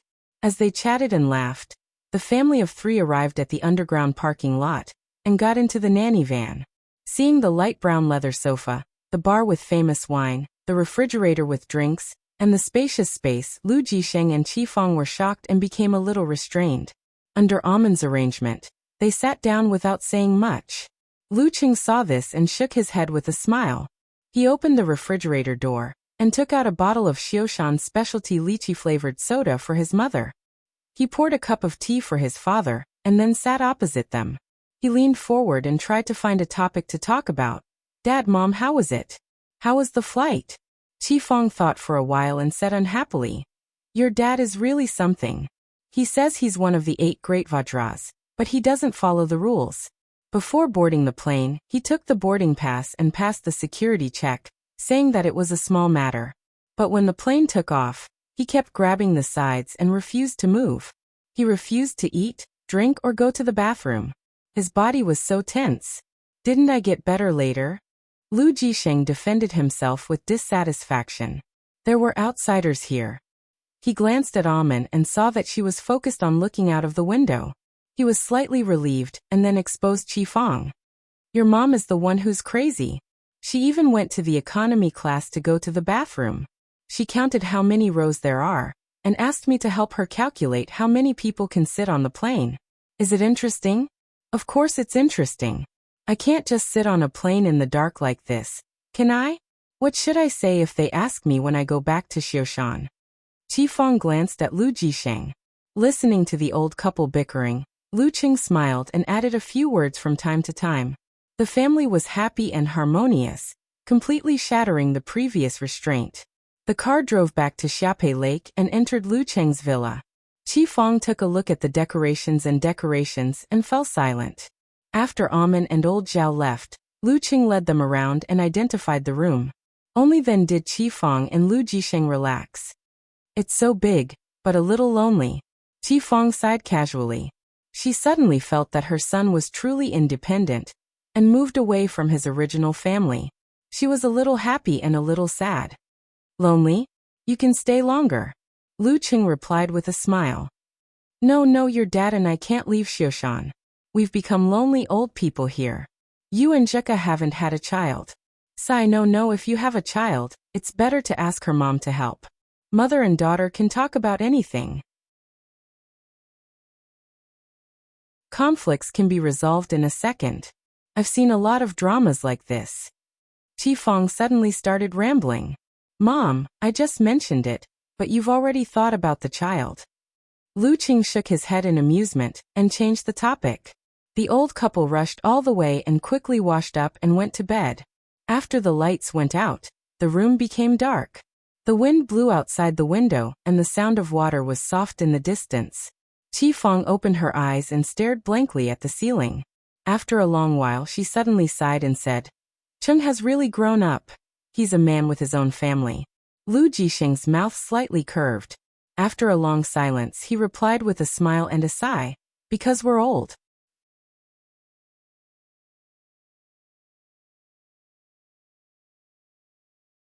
Chapter 650. Lu Jixing and Qi Feng arrived at the Sky Shadow Ligong Hotel in the nanny van, and met up with the members of the Pure Play group. In the past 2 days, Luqing had reduced his training time and accompanied his parents around Xiaopei Lake. He took them to several shopping malls and bought a lot of clothes suitable for the season. At first, the old couple wasn't too willing to spend so much money. However, the clothes they brought were obviously too thick and wouldn't fit in outside. Especially when Luqing deliberately didn't mention the weather in Huaqing. They had no choice but to reluctantly accept it. Later on, Qifeng was immersed in the shopping atmosphere. She didn't need much persuasion from her son, and automatically began to choose. This made Luqing happy to see her succeed. Occasionally, he would interact with Yanjuka about which ones looked good, which ones were average, and which ones were unique. Needless to say, people rely on clothes. Today Lu Jixing and Qifeng looked brand new and walked more briskly. When they entered the hotel lobby, they were almost dazzled by the magnificent decorations. Then they saw a tall and thin man waving his phone over and smiling warmly. "Uncle Lu, Aunt Qi, right? I'm the tour guide Xiaochen, Chen Zuanxian. I called you before." Yes. Hello. We're not late, right?" Lu Jixing had traveled extensively before and spoke in Mandarin with a very Xing province accent. "It's still early. Let's go." Chen Zuanxian led the old couple to the lobby rest area and pointed to a short, plump girl with thick eyebrows and thick lips. "This is my partner, Qin Ran. We're in charge of the itinerary of the 10 VIPs. 10 tourists and 2 tour guides? Wasn't this too extravagant?" Qifeng was secretly speechless. Although she hadn't traveled before, in recent years, with the development of society, many of her relatives and friends had related experiences. Her casual chats had instilled a lot of basic knowledge into her. Of course, what she didn't know was that if it wasn't for the fact that Yanjuka felt that it was too lonely with only the old couple, she might have booked private service. "Okay, everyone's here." Qin Ran clapped her hands and said in a soft voice, "Our first itinerary today is to go to Huaqing restaurant to enjoy morning tea. This is a habit of Guangnan people. Since we're here, we can't miss it." After a heart-pounding introduction, the group of pure players took a bus and passed through the streets and alleys. They arrived at the Huaqing restaurant, which happened to be filled with large round tables. "The people here really like this."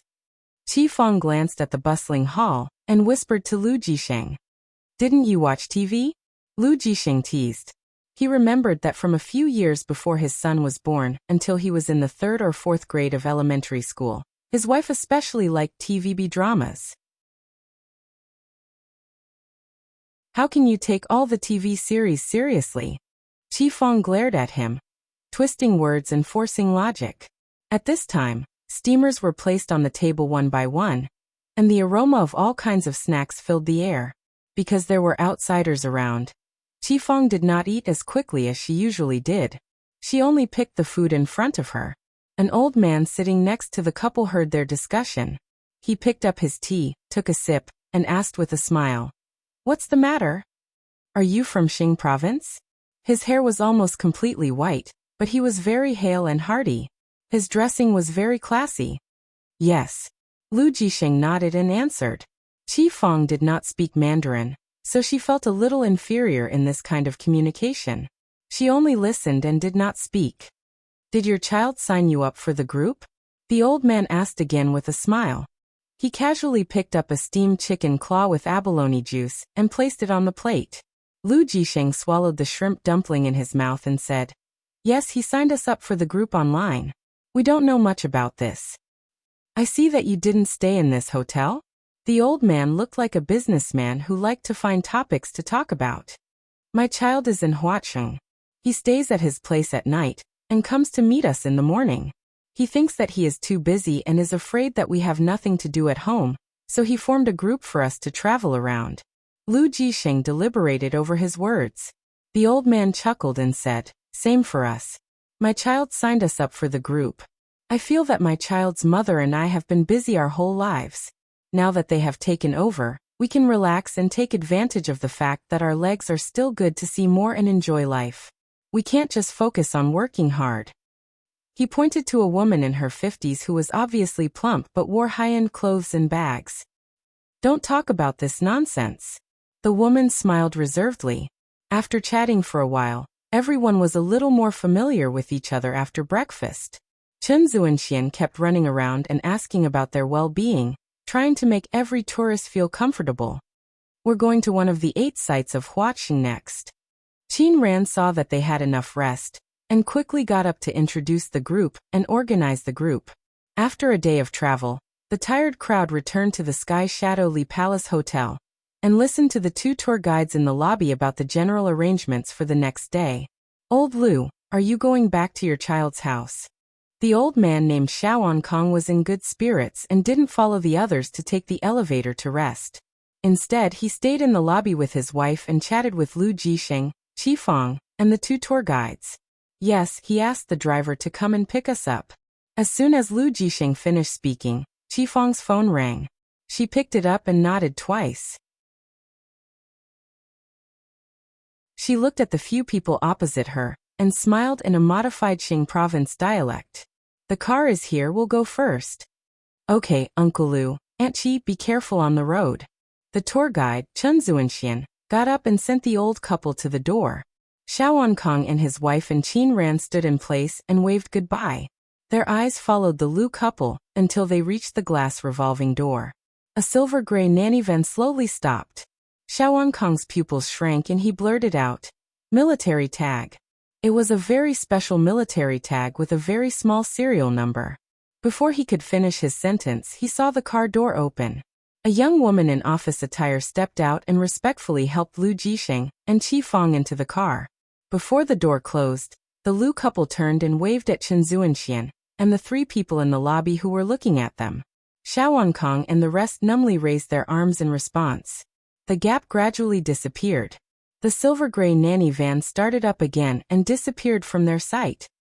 Old Lu's family isn't simple. After a long while, Xiaoan Kong sighed.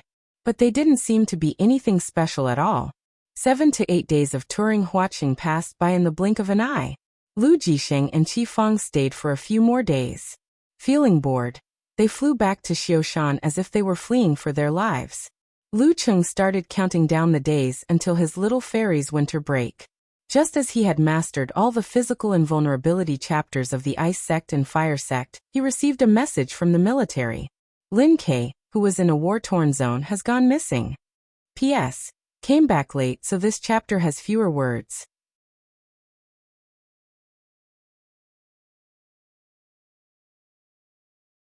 Chapter 651. Lin Ke is missing?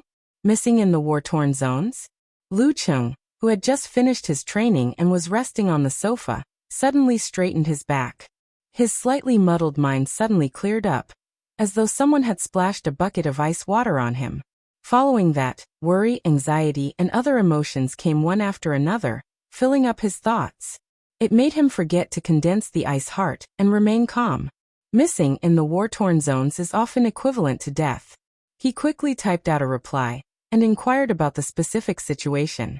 While waiting, he felt like he couldn't sit still. He stood up abruptly and paced around the spacious room. Many images of the past flashed through his mind. Lin Ke, who said sorry painfully when he lost to Zhou Zhengquan. Lin Ke, who had a unique dry sense of humor. Lin Ke, who was cold on the outside but proud on the inside. Lin Ke, who had awakened his supernatural ability prematurely and severely injured Peng Liyun. He smiled innocently and begged with, "I've tried my best. I'll leave the rest to you." He wasn't just his brother-in-law. He was also a friend who had worked hard, struggled, suffered, and experienced ecstasy together. After a few seconds, the military contact sent a detailed report. Lin Ke has been missing in Tigny's city, Talon, for more than 48 hours. Confirmed by a physical invulnerability expert who majored in the unique arts of the Plague Sect. He's not dead yet. His exact whereabouts are unknown. The Sky-Leaning Sword and 7-star couple from Shushan Study are on their way. Lu Qing glanced over and found the main point. He felt much more at ease. At the same time, he made a decision. He would apply for leave and head to the war-torn zones to help search for Lin Quebec. In the past, he probably wouldn't have done this because he wasn't strong enough. Blindly helping would be a waste of manpower and resources. But now he had made the great leap and achieved physical invulnerability. He had even mastered all his martial arts. Regardless of whether he was a relative or a friend, he had to go. After making up his mind, he furrowed his brows and felt troubled. Should I tell Ku about this? If I tell her now, she'll be worried all the time. Days will feel like years. She'll be mentally tormented and her daily life will be affected. But if I keep it from her and tell her after the results are out, I'll have to make up a lie to cover it up. This is something I've made a promise and I don't want to do, unless it's to surprise her. From Ku's perspective, with her personality and mindset, she'll definitely be able to accept it. She doesn't want to be kept a secret, especially from the person who's closest to her. A husband and wife should be able to share and share. He switched to the interface where he was chatting with Yenjika. He chose his words carefully and said, "Cuckoo, I have to go to the war-torn zones." It was past 4 in the morning in Kingstown. The girl was still asleep, and the news sank like a stone in the ocean. Lu Qing didn't wait for a reply. As he lamented about the time difference, he opened the door and headed for Empress Luo's office. She happened to be here today, so there was no need to call. As he passed by the elevator, Lu Qing saw the door of the sedan chair, and the carriage slowly open. Walking out was Optimus Prime Longzhen, covered in blood, charred and grime. He must have failed in his challenge to the Dragon King, and got a good beating. Lu Qing nodded thoughtfully. If it was in the past, he would definitely laugh at the other party. But now he was not in the mood at all. After a silent greeting, he went to Ning Zitong's door and knocked 3 times. After getting permission, he pushed the door open and entered. Lu Qing briefly explained what had happened to Lin Ke, and then brought up the matter of applying for leave. "You don't have to." Ning Zitong frowned slightly. "Our physical and vulnerability experts are required to cooperate with the military every year. How about this? Treat it as your mission for the second half of the year." "Thank you, Sister Ning." Lu Qing didn't argue. He immediately turned to leave, intending to communicate with the military as soon as possible. Ning Zitong tapped the table lightly and reminded him, "The war-torn zones aren't just a few dozen countries. Your master knows a lot about this. Remember to ask him for advice. Don't be careless." "Okay." Lu Qing nodded gratefully. With this reminder, he didn't rush to contact the military. Instead, he called his master. "You want to help find Lin Ke?" asked Shi Zhengwo directly. He looked like he knew everything about the martial arts world, even though he wasn't in it. Lu Qing answered, "Yes." He quickly asked, "Master, haven't you been roaming the war-torn zones for many years? I'd like to ask about the situation there." "Brat, you've come to the right person. I've watched that place develop bit by bit into what it is today. Most of the famous mighty ones who rule over a region used to tremble in fear at the mention of my name." Geezer Shi reminisced about the past and rambled on for a while before getting to the point. He said, "The war-torn zones are a general term for many countries. The east reaches the ocean, the north reaches the south of China, the west faces the Nile Straits, and the south reaches the polar regions. There are dozens of countries where the political situation is unstable. After today, there may not be tomorrow. The war-torn zones were initially caused by regional power struggles and resource grabs. When the strong and mighty ones were tired of fighting, they naturally looked for a peaceful solution. Unfortunately, the United States, Europe, Japan, and other major powers interfered, and the chaos lasted for decades. Chaos is a disaster for the local people." I didn't go to school, but I've heard that it's better to be a dog in peace than a man in troubled times. However, to the major powers, this is a good way to fish in troubled waters. They don't have to worry about the people's lives. As long as they work with the mighty ones, they can immediately obtain the maximum amount of resources. After the mighty ones maintain peace, they will quickly gain the support of the public.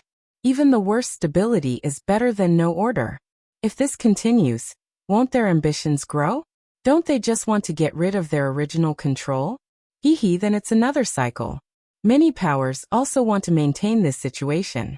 Other than resources, they also use the war-torn zones as a place to train their mighty ones, a base for human experiments, and an observation room for new weapons. When you're there, you can't just look at the surface. Many things are rooted in the United States and elsewhere. Tallinn is a country located in the middle of the war-torn zones. Before the split, it was one of the top countries. Their Tignes city is the center of the regional black market. There's some order, the order of the mighty. Currently, there are many physical invulnerability mighty ones in the war-torn zones, and even more of them are active there. With your current level, I'll only give you a word of advice. Don't mess with the stars, and avoid the gods. What does that mean? The custom there is that after becoming a top-notch mighty one, they will give themselves nicknames like stars or mythical figures. For example, Venus, Moon, Pluto, Zeus, and so on. If you make a name for yourself, you can give yourself one too. What did I give myself back then? Sigh. A real man doesn't talk about his past achievements. Geezer sure only ended the call reluctantly when his phone was almost out of battery. Lu Cheng went over the key points, contacted the military, and arranged the itinerary. When all this was done, Yenjika woke up from her biological clock. She asked with a confused expression, "What's the matter? Something happened to your brother. His whereabouts are unknown. I'm going to help look for him." Lu Cheng tried his best to describe it in a casual tone. Yenjika's sleepy expression instantly collapsed. Her clear eyes widened as if she had been pricked by a few needles. "Whereabouts are unknown. Do you know what happened?" She couldn't help but ask. "I'm not sure at the moment. We're waiting for further investigation." However, the military's physical invulnerability mighty one who practices the unique skills of the plague sect confirmed that your brother is still alive. Lu Cheng sent a patting head emoji. "Don't worry. Grandpa and Grandma are on their way. I'm here too. Your brother will be fine." Yeah. Yenjika replied while nodding vigorously at the dusk of the morning. She took a deep breath and told herself that there was no point in being nervous. She might as well focus on training and throw herself into the heavy workload of schoolwork to calm down.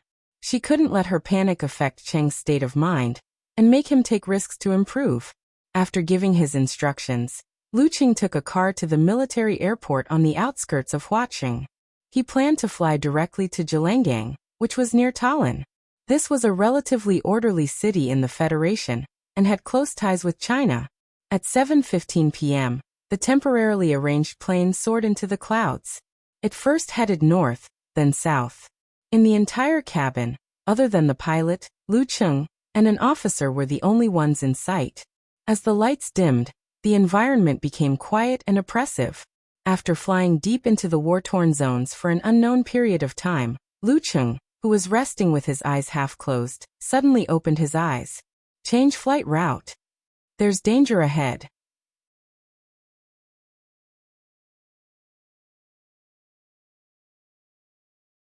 Chapter 652. Change the flight route? The officer at the side was stunned at first, then his pupils constricted. He hurriedly contacted the pilot in the cockpit. He clearly remembered that on the profile of this physical invulnerability mighty one, the words, "able to foresee danger," were written. This wasn't a reason to believe it, but an objective description based on the accumulation of facts. Soon, the plane deviated from its original route and took a big detour. After a few minutes, they received a warning from the main station that there were two groups of forces fighting ahead. They had used fighter jets, bombers, anti-aircraft guns, and surface-to-air missiles. They had to avoid the airspace to avoid being affected. The reason they were called two groups of forces was because not every area in the war-torn zones had a country. Rebel forces and sects imitating China might have controlled a large area, but they hadn't officially established a country. After listening to the main station's description, the officer couldn't help but sneak a glance at Lu Cheng, as though he was looking at an unscientific existence. This kind of premonition was still a blank space in modern technology. It was better to see it with your own eyes than to hear about it 1,000 times. Lu Cheng had already closed his eyes and refocused to deal with unexpected situations in the war-torn zones. At dawn, the plane landed in Jelengang. Military personnel stationed here welcomed them. Lu Cheng asked for a satellite phone and told Yenjika that he was safe. Then he looked around and asked in a deep voice, "Have Old Master Ji and the rest of the Shushan study arrived?" The two seniors, Heaven-leaning sword and 7-star, are already on their way to Tignes city in Tallinn.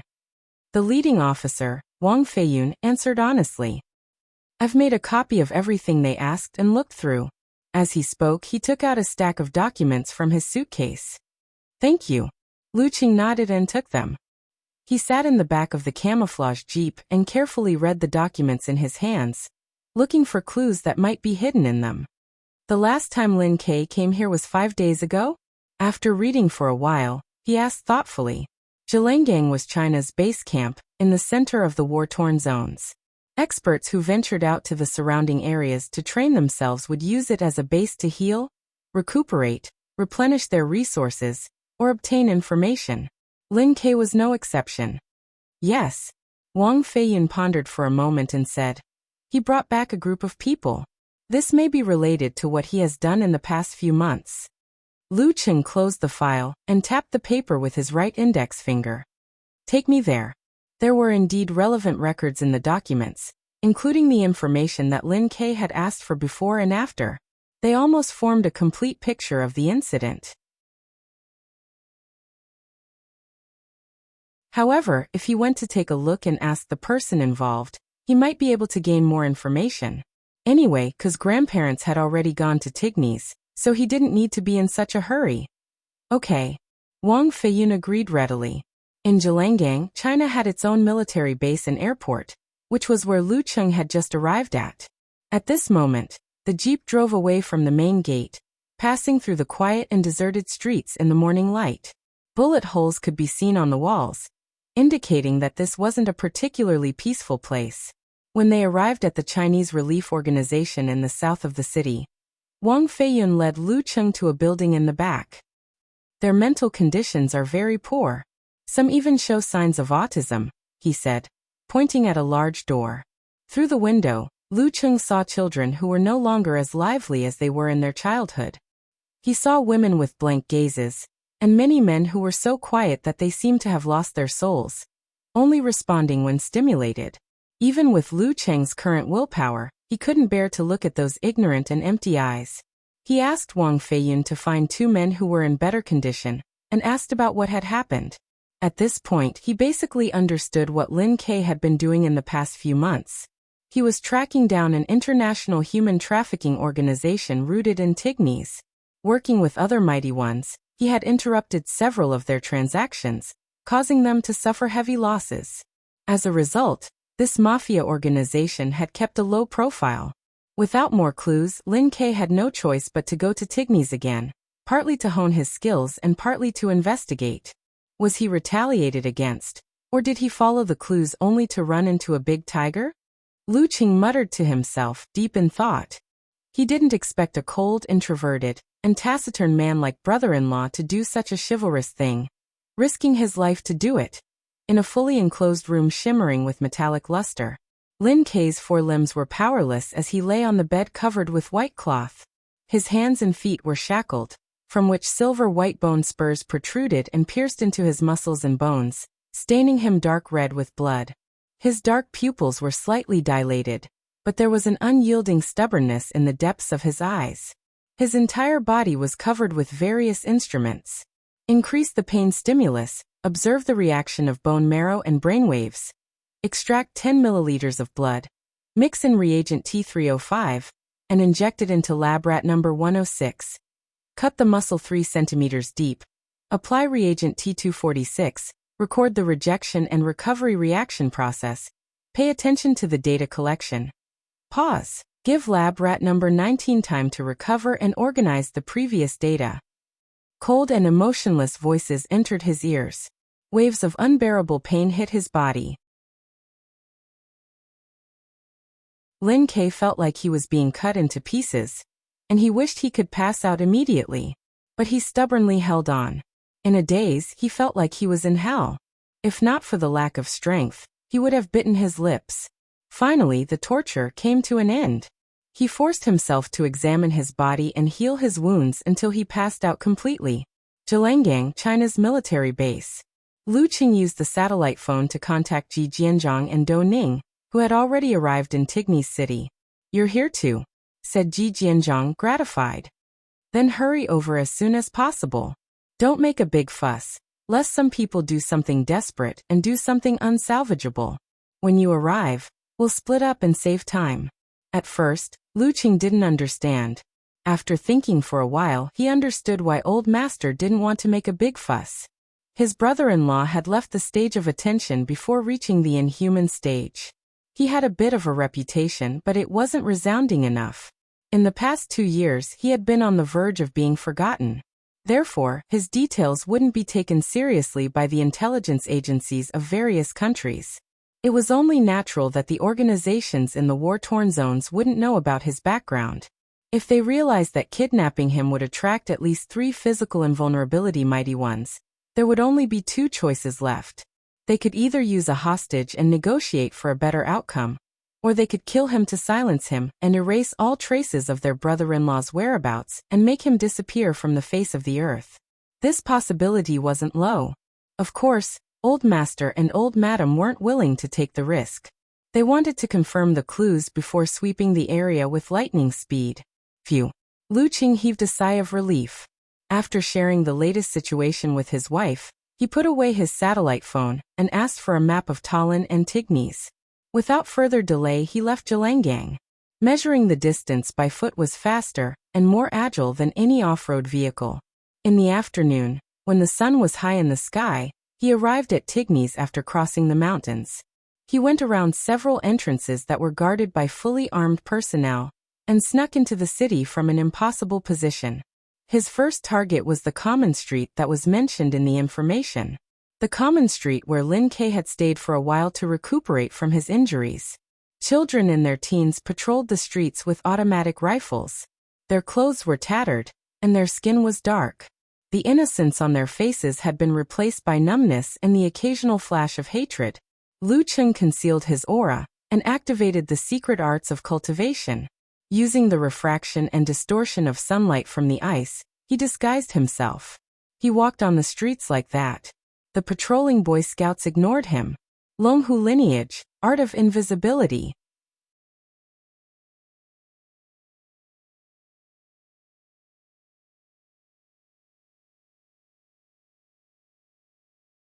Chapter 653. Why did you kill Jikong? Seeing no reaction from the snake-like woman, Luqing asked again in English. Anyone who could make a name for themselves in the war-torn zones had to master both English and Chinese in addition to their mother tongue.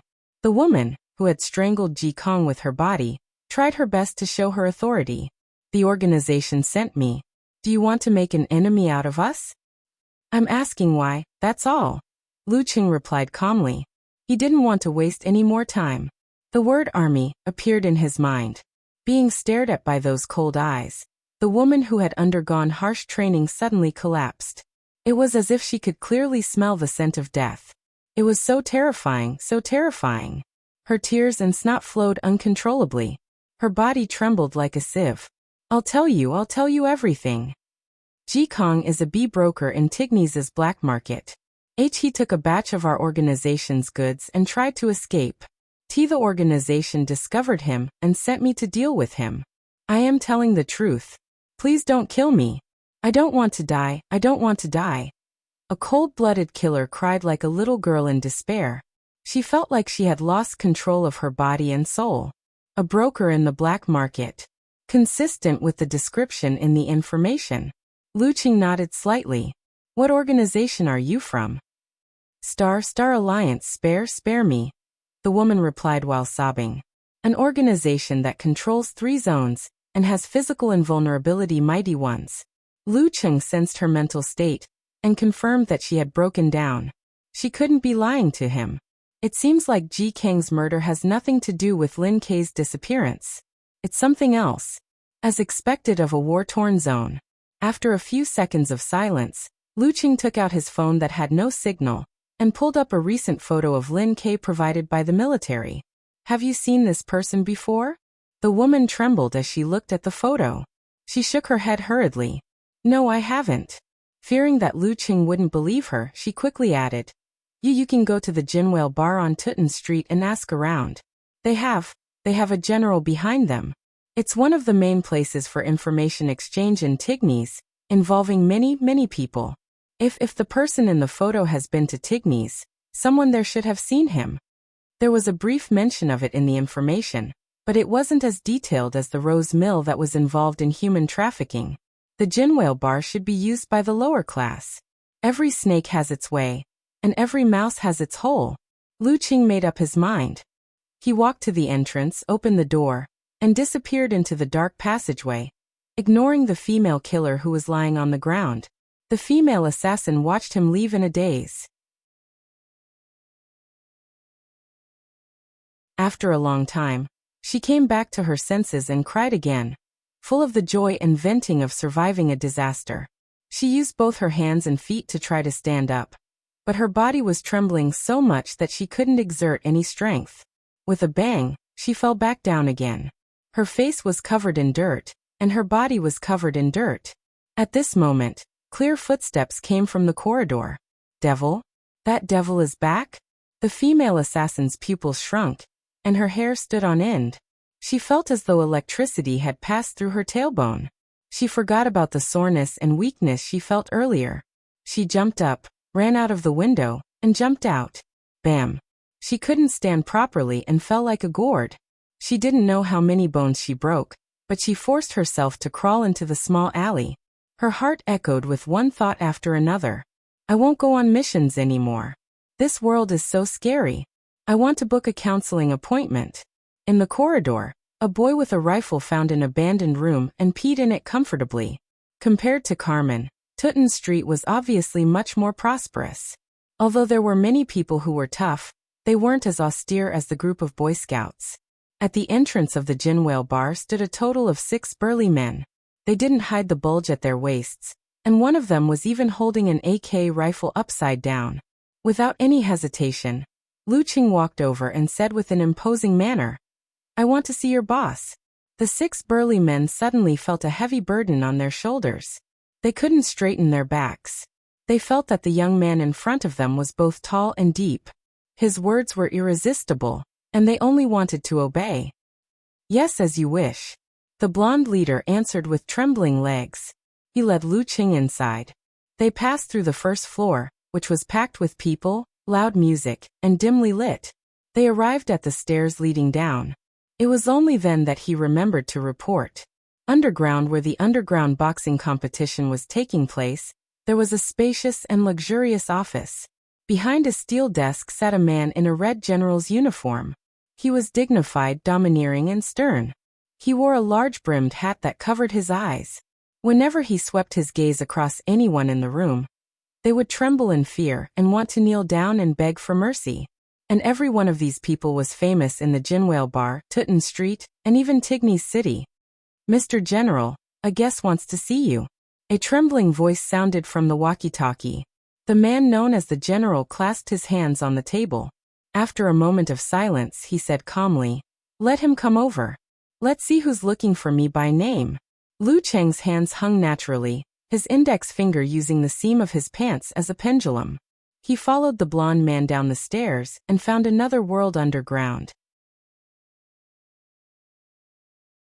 Bypassing the ring filled with intense fights and blood, he arrived at the entrance of the office. He saw the bar owner in a red general's uniform and a large-brimmed hat surrounded by more than 10 experts. It's you. Lu Qing was stunned at first, but soon smiled. This was someone he knew, the son of a Miluo warlord who had defeated him in the Four Nations competition, Vagar the General. He had honed his skills in the war-torn zones for many years. He had fought with the Taoist once and indirectly helped him reach physical invulnerability. It's you. Vagar was stunned as well. His pupils constricted, like the tip of a needle, flashing silvery white. Unlike many experts in the war-torn zones who lacked external sources of information, he had long known from Miluo's intelligence channels that the old opponent before him was no longer what he used to be. He was a true general-level expert. Vagar let go of his hands that were clasped on the desk and retracted them in front of him. He seemed to be on high alert. He looked around at the experts before speaking in a deep voice. Why are you here? To buy information. Lu Qing went straight to the point. Vagar narrowed his eyes and sized up Lu Qing. He couldn't see through the person he had defeated in the past. Not only couldn't he see through him, But he also felt an inexplicable fear, like an animal facing its natural enemy. What information? Vagar's tone softened instinctively. I want to know if anyone has seen this person in the past few days. Lu Qing took out his phone and showed him the information on Lin Quebec. Send me his photo. I'll get someone to ask. Seeing that it was a small matter, Vagar's body relaxed. Using the Barslan, Lu Qing sent the photo over. Vagar ordered his subordinates to deal with it immediately. Lu Qing didn't leave. Instead, he dragged a chair and sat beside the office door. He looked like he wasn't going to rest until he got the results. The veins on Vagar's forehead bulged and jumped, but he didn't explode in the end. After a long silence, he suddenly spoke. If I have the information you want, I hope to receive a special reward. What? Since Lu Qing proposed to buy and not rob, there was naturally room for negotiation. Vagar clenched his fists and straightened his broad back. Fight with me. I want to know how big the gap is between us. He wanted to stimulate himself and find the dawn of becoming a true general-level mighty one. No problem. Lu Qing nodded after a few seconds of silence. The two of them didn't say anything else. The office returned to silence. However, the oppressive feeling made everyone uncomfortable. They didn't even dare to breathe loudly, except for Lu Qing. After an unknown period of time, news finally came back. More than 5 guards of Jinwale Bar had seen Lin Ke 3 days ago. He was right here. He fought in an underground fight and left with injuries. He hasn't appeared since, said Vagar's subordinate, the bar owner on the surface. Injured? Lu Qing asked in surprise. Although he had only taken a quick glance, he could see that both sides of the arena fight were limited to low-ranked dance stage fighters. The surrounding audience didn't show any disdain either. Brother-in-law was an inhuman mighty one who had awakened his supernatural ability in advance. How could he be injured in such a situation? With his strength, no one in the crowd could have done it unless Vagar went up personally or bullied him with numbers. Vagar answered on behalf of his subordinate. Coincidentally, there was a powerful guy who fought in the arena a few days ago. A very mysterious and special guy. I believe that the strength he displayed was only a part of his true strength. Who was it? Asked Lu Qing calmly. Perhaps it was because of such an opponent that brother-in-law was excited and took the initiative to challenge him. Vagar gestured for his subordinate to bring over his laptop and replayed the highlights of the previous few matches. As Lu Qing watched, he gradually frowned. Lin Ke's opponent was really strange. He had blonde hair and blue eyes. He didn't have any expression from beginning to end. He was even more Lin Ke than Lin Quebec. Every punch and kick seemed to have been measured and controlled very well. He seemed to have reached the realm of God is watching you. However, he didn't show this in other aspects. He was strong and agile. However, he gave off a lifeless and inflexible feeling. At times, he even seemed to lack the ability to feel pain. This is a little strange. Could brother-in-law's disappearance be related to him? Lu Qing suddenly had a thought. Perhaps brother-in-law's disappearance wasn't because of the revenge of the human trafficking group, but because of some other unexpected incident. Otherwise, the experts of Shushan study wouldn't be completely clueless. Who is he? Where is he? Asked Lu Qing straightforwardly. Vagar tilted his head and looked at his subordinate. On the surface, the bar owner answered. I don't know who he is or what forces are behind him. However, I know where he lives. He lives in 172 San Jose Street, an apartment on the left side of the 5th floor. Thank you. Lu Qing stood up and returned the chair to its original position. You can fulfill your payment now. Vagar stood up as well. His fists were glowing silver as if he was wearing heavy gloves. Lu Qing looked up at him. He slowly raised his arm and clenched his fingers one by one. Bam! He threw a punch. The surface of his fist condensed and absorbed the surrounding light. His body grew brighter and brighter while the office grew darker. As the darkness deepened, the temperature dropped. Just as Vagar was about to dodge, a chilly wind entered his body. He couldn't help but shiver. The white before his eyes grew brighter and brighter, filling up the entire heaven and earth. Boom.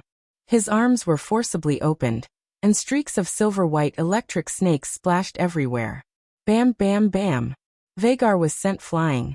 He crashed through 3 walls and landed heavily in the dust. Swoosh, swoosh, swoosh.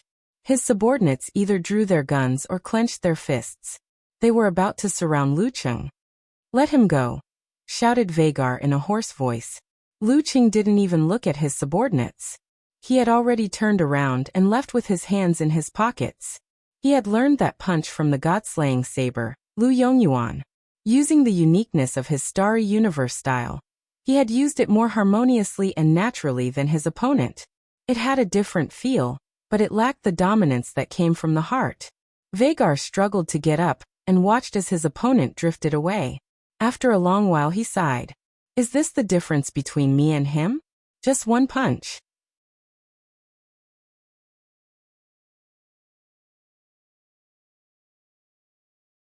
Chapter 654. After leaving Jinwale Bar, Lu Cheng didn't head straight to San Jose Street. He had been on the move for Lin Kei's matter and hadn't eaten or drunk anything. His mouth was dry and his stomach was growling. Although he hadn't lost his ability to fight, he wasn't in peak condition either. His next target was a little strange. He couldn't be sure what kind of danger was lurking. He had to be fully prepared.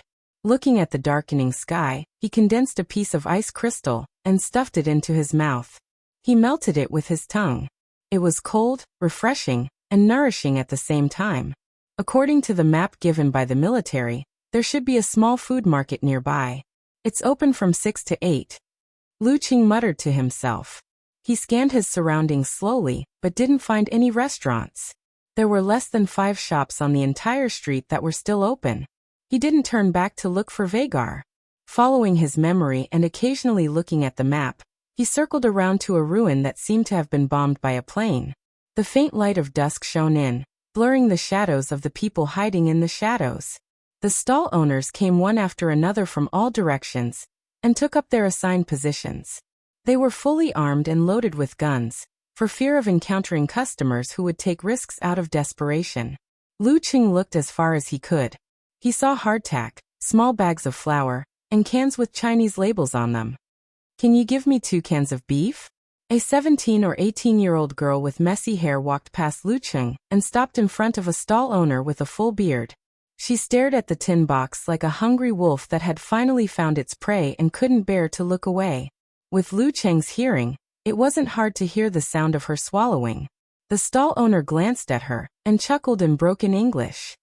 "As long as you have Chinese or American notes, gold, and guns." "I don't." The girl's voice trailed off. Then, as if she had made up her mind, she said, I can sleep with you. Just 2 cans of beef." The stall owner sized her up and finally said, "Okay, but you have to wait until the end." Can you give me one first?" asked the girl anxiously. "Come over here." The stall owner pointed to the seat beside him. "You have to stay with me for 2 days." Okay. The young girl walked over and took an open can with her eyes shining. She didn't care about the knife and fork. Kneeling down, she reached out and grabbed a piece of oily beef, stuffed it into her mouth, and wolfed it down. The stall owner patted her chest and buttocks as if he was measuring the goods and nodded in satisfaction. Seeing this scene, Lu Cheng couldn't help but think of his cousins, Qi Yunfei, Chen Xiaoxiao, and Ma Shi. They were about the same age as the girl in front of him. They were busy with their studies. For a moment, Lu Cheng's emotions fluctuated as if there was something stuck in his throat. And the stall owner was stunned for a few seconds. Then he quietly brought out a thick, big and black calculator and pressed it for a long time before he got the answer. He took out his wallet and emptied it with cash. He also took some of the gold from the military to pay the bill. Taking the food wrapped in the old newspaper, he tore open a can of beef that wasn't self-heating. Just as he was about to enjoy it, the stall owner kindly reminded him, "This can taste better if it's frozen." The jelly formed by the gravy, gulp. The Jinwale bar on Tutton Street has a refrigerator and its own generator. You can borrow it if you pay a little. As he spoke, the stall owner couldn't help but lick his lips. Lu Cheng nodded slowly. Holding the old newspaper with the rest of the food in one hand, He quickly froze the can with the other hand. With a shake of his wrist, a piece of beef and the jelly formed by the gravy flew into the air and into his mouth. Not bad. Lu Qing turned around and left while chewing. The stall owner was dumbfounded. Starting from the cold can. He wasn't a commoner who didn't know how to get food. He knew what this meant. This was the strongest of the strongest. Who would dare to take money from such people in the market? They wouldn't have the self-awareness to pay. This was the rule of Tignes, the universal rule. After a long time, he looked at Lu Qing's back and then at his stall. He felt lucky. Lu Qing found a random wall at the edge of the ruins and sat down. Without wasting any time, he started eating. When there were only 2 cans left, 5 packs of compressed biscuits, and 3 bottles of drinking water left, he wrapped them up again and walked out of the market. Along the way, he saw many children staring at the passers-by with pleading eyes, hoping to get some food. Lu Qing sighed to himself and gave the rest of the food to different children. He didn't pay attention to their shocked expressions, nor did he care about the resulting disputes. This was the war-torn zone. 172 San Jose Street. The entrance was riddled with old bullet holes, and the nearby glass windows were mostly damaged. With both hands in his pockets, Lu Qing walked up the mottled stairs step by step. His posture was calm and his expression was relaxed, as if he was an invited guest. Since he had formed the ice heart, his mind could sense the situation within a dozen meters around him. 4 physical invulnerability experts, after connecting heaven and earth, their mind would definitely mutate and cover a wider area. Similar abilities were a common trait. However, for those who had cultivated the enemy heart freezing move, the effects would be clearer and the range would be wider. When he passed by the 5th floor, Lu Qing didn't stop and continued to climb. Just as he brushed past the 5th floor, his heart lake reflected the scenes of the walls and the rooms. A tattered sofa. A table with all kinds of empty cans, some of which had not been thrown away for a long time and were even growing hair. No one here. Lu Qing nodded thoughtfully. He made a turn on the 6th floor and returned to the ground floor. He stood in the shadows and watched the entrance. It was already late at night. The street was dark without street lights. Only the apartments on both sides were illuminated by candlelight. In China, such a street would have at least 2 barbecue stores, 1 braised food, 1 fried rice, and a 24-hour supermarket. The roadside would be filled with tables, aromas, and alcohol bottles. Such a scene can't be found now. After all, for the sake of environmental protection, for the sake of green and peace in this world, there's at most a 24-hour supermarket. Lu Qing leaned against the wall with his hands in his pockets. He thought about the deserted and dilapidated surroundings. It was the same sky, but a different life. After an unknown period of time, his eyes suddenly focused on the mysterious expert in the video. He was wearing a black trench coat. His face was expressionless, and his green eyes were like those of a wild beast. After watching him enter 172, Lu Qing wasn't in a hurry to follow. He waited for a while before stretching his muscles, and decided to follow. At this moment, the mysterious expert with blonde hair and blue eyes came down again, and walked to the other end of the street. Lu Qing's heart of ice was clear. He spread his spirit and followed him from dozens of meters away with his hands in his pockets. He also used the secret method of cultivation. He turned left, walked straight, and turned right. The mysterious expert with blonde hair and blue eyes didn't seem to notice anything unusual. 10 minutes later, he came to a ruin in the suburbs. He could vaguely make out the shape of a factory. The buildings had collapsed, and the steel was scattered. Suddenly, the mysterious expert with blonde hair and blue eyes turned around like a whirlwind. His cold eyes were fixed on Lu Qing. He can even detect this? Sure enough, it's a little weird. Lu Qing thought calmly. Whoosh! Whoosh! 2 people jumped down from the 2nd floor of the factory ruins. One was short, dark-skinned, with black hair and black eyes. The other had light yellow eyebrows and a single light blue eye. They either melted into the night or were muscular. They looked different, but they had the same temperament as the mysterious expert with blonde hair and blue eyes. Rigid, inflexible, not agile enough, strange and frightening. Seeing his companion blocking Lu Qing's way, the expert with blonde hair and blue eyes said in a flat tone. Detestable and troublesome stalker. After that, he looked at his two companions and continued in a monotonous voice. The Tignes Security Police's reaction time is 30 minutes, the City Defense Forces is 15 minutes, and the experts nearby are 5 minutes. Number 4, Number 6, end the battle in 5 minutes.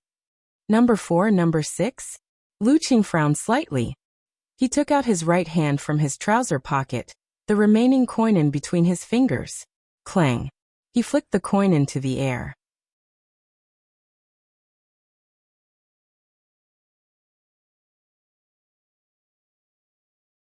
Chapter 655. Number 4, Number 6, and the battle in 5 minutes. As the mysterious expert's voice fell, his companion underwent a miraculous change. The short, dark-skinned man who seemed to have blended into the night began to swell up like a balloon.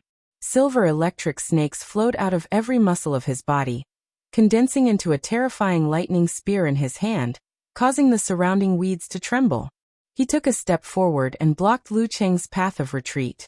He stretched his back and opened his arms, ready to throw the bright silver lightning spear. Pa, pa, pa. The one-eyed man's muscles and bones opened up.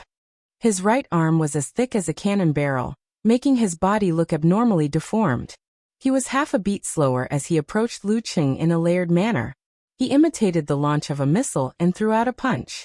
The mysterious expert with blonde hair and blue eyes stood opposite Lu Qing. He raised his arms, thumbs against thumbs, index finger against index finger, forming a cannon muzzle. Blazing white light gathered within and circled rapidly. A dangerous aura spread out. This was an ability he had never displayed in the arena at Jinwhale Bar. It was an even more powerful ability. At this moment, a crisp sound rang out as a coin tumbled into the air. The three people surrounding Lu Qing subconsciously raised their eyes to look at it, and the movements of their hands slowed slightly. Slowly, Lu Qing moved his joints and took a step back. As he took a step forward with his left leg, he lowered his body and arched his back. The exaggerated bright silver lightning spear landed where he was originally standing, a few feet deep into the ground.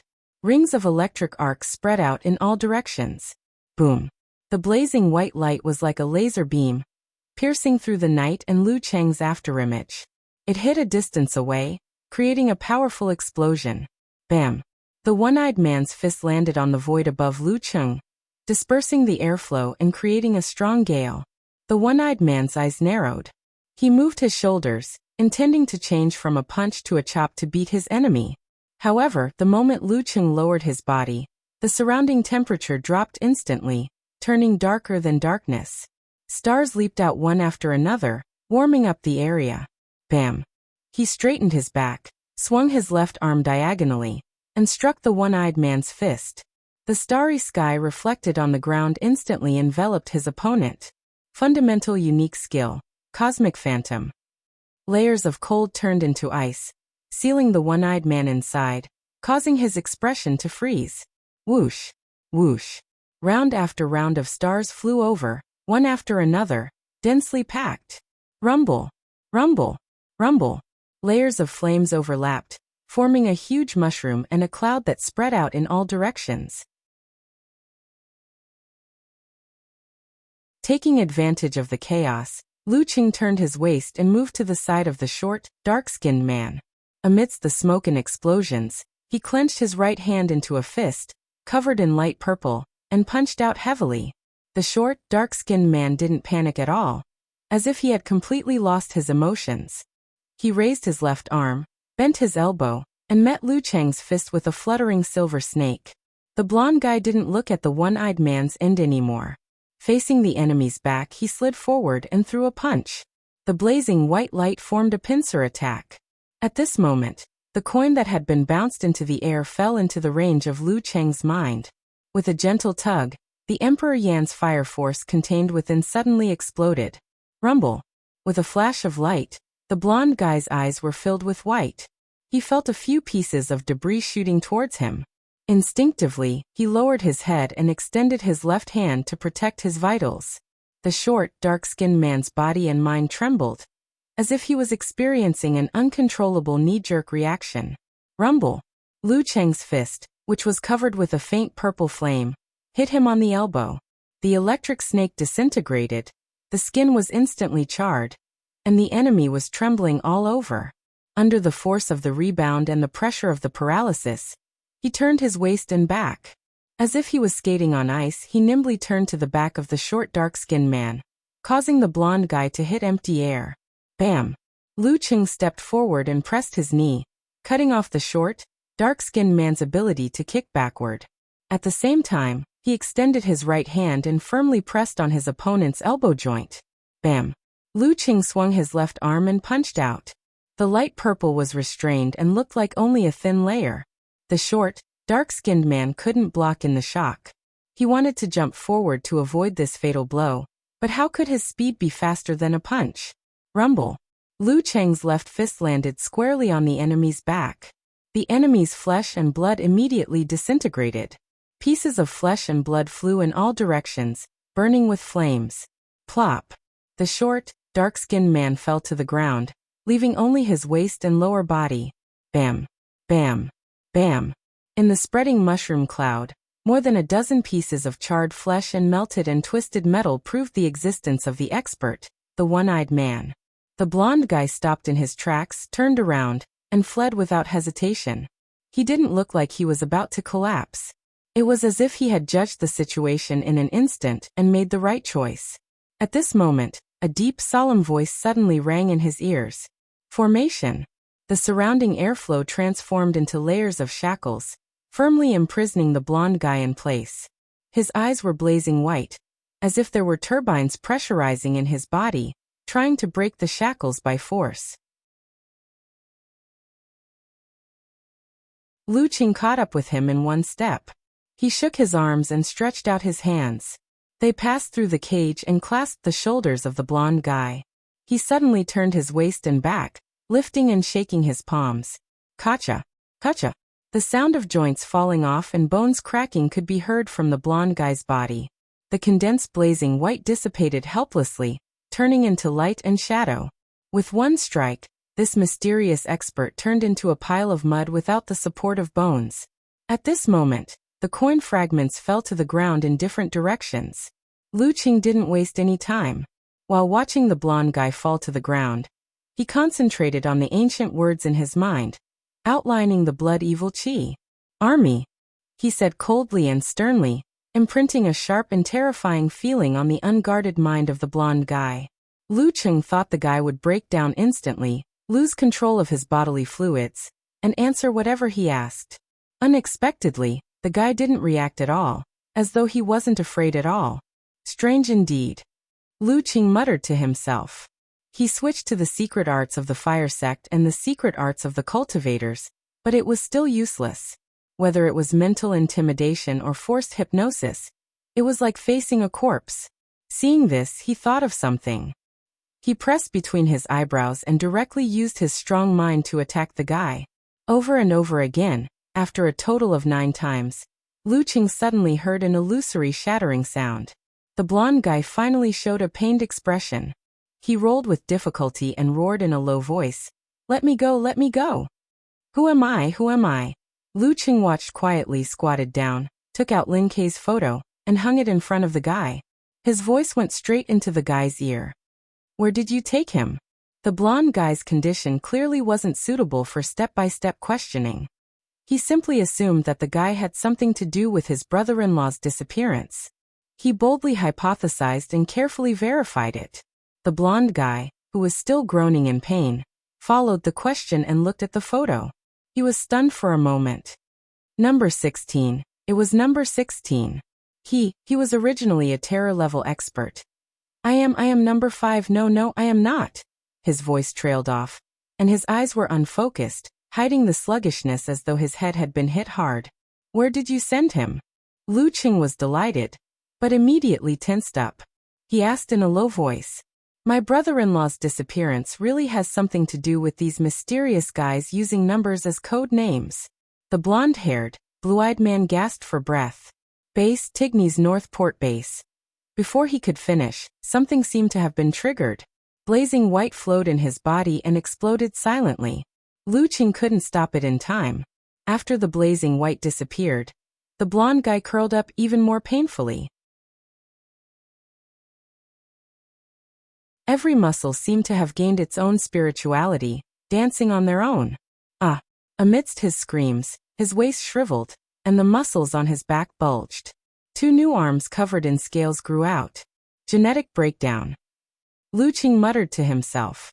He stopped trying to save the guy and gave him a quick death. After the blonde guy died, his muscles, tendons, and bones were still changing. But in less than a minute, everything turned into a bloody pulp. In an apartment in Tignes, a brown-haired man with chiseled features sat on the sofa. He stared blankly at the blank TV screen, deep in thought. He wore a green and white baseball uniform with a large number written on the back. 16. Suddenly his eyelids twitched. There seemed to be a flash of light in his eyes, as though he was equipped with a retina-based communication device. The signal sources of number 4 and number 6 have disappeared. The blocking program of number 5 has been activated. The old man in the green and white baseball uniform stood up abruptly and looked towards the outskirts of the city.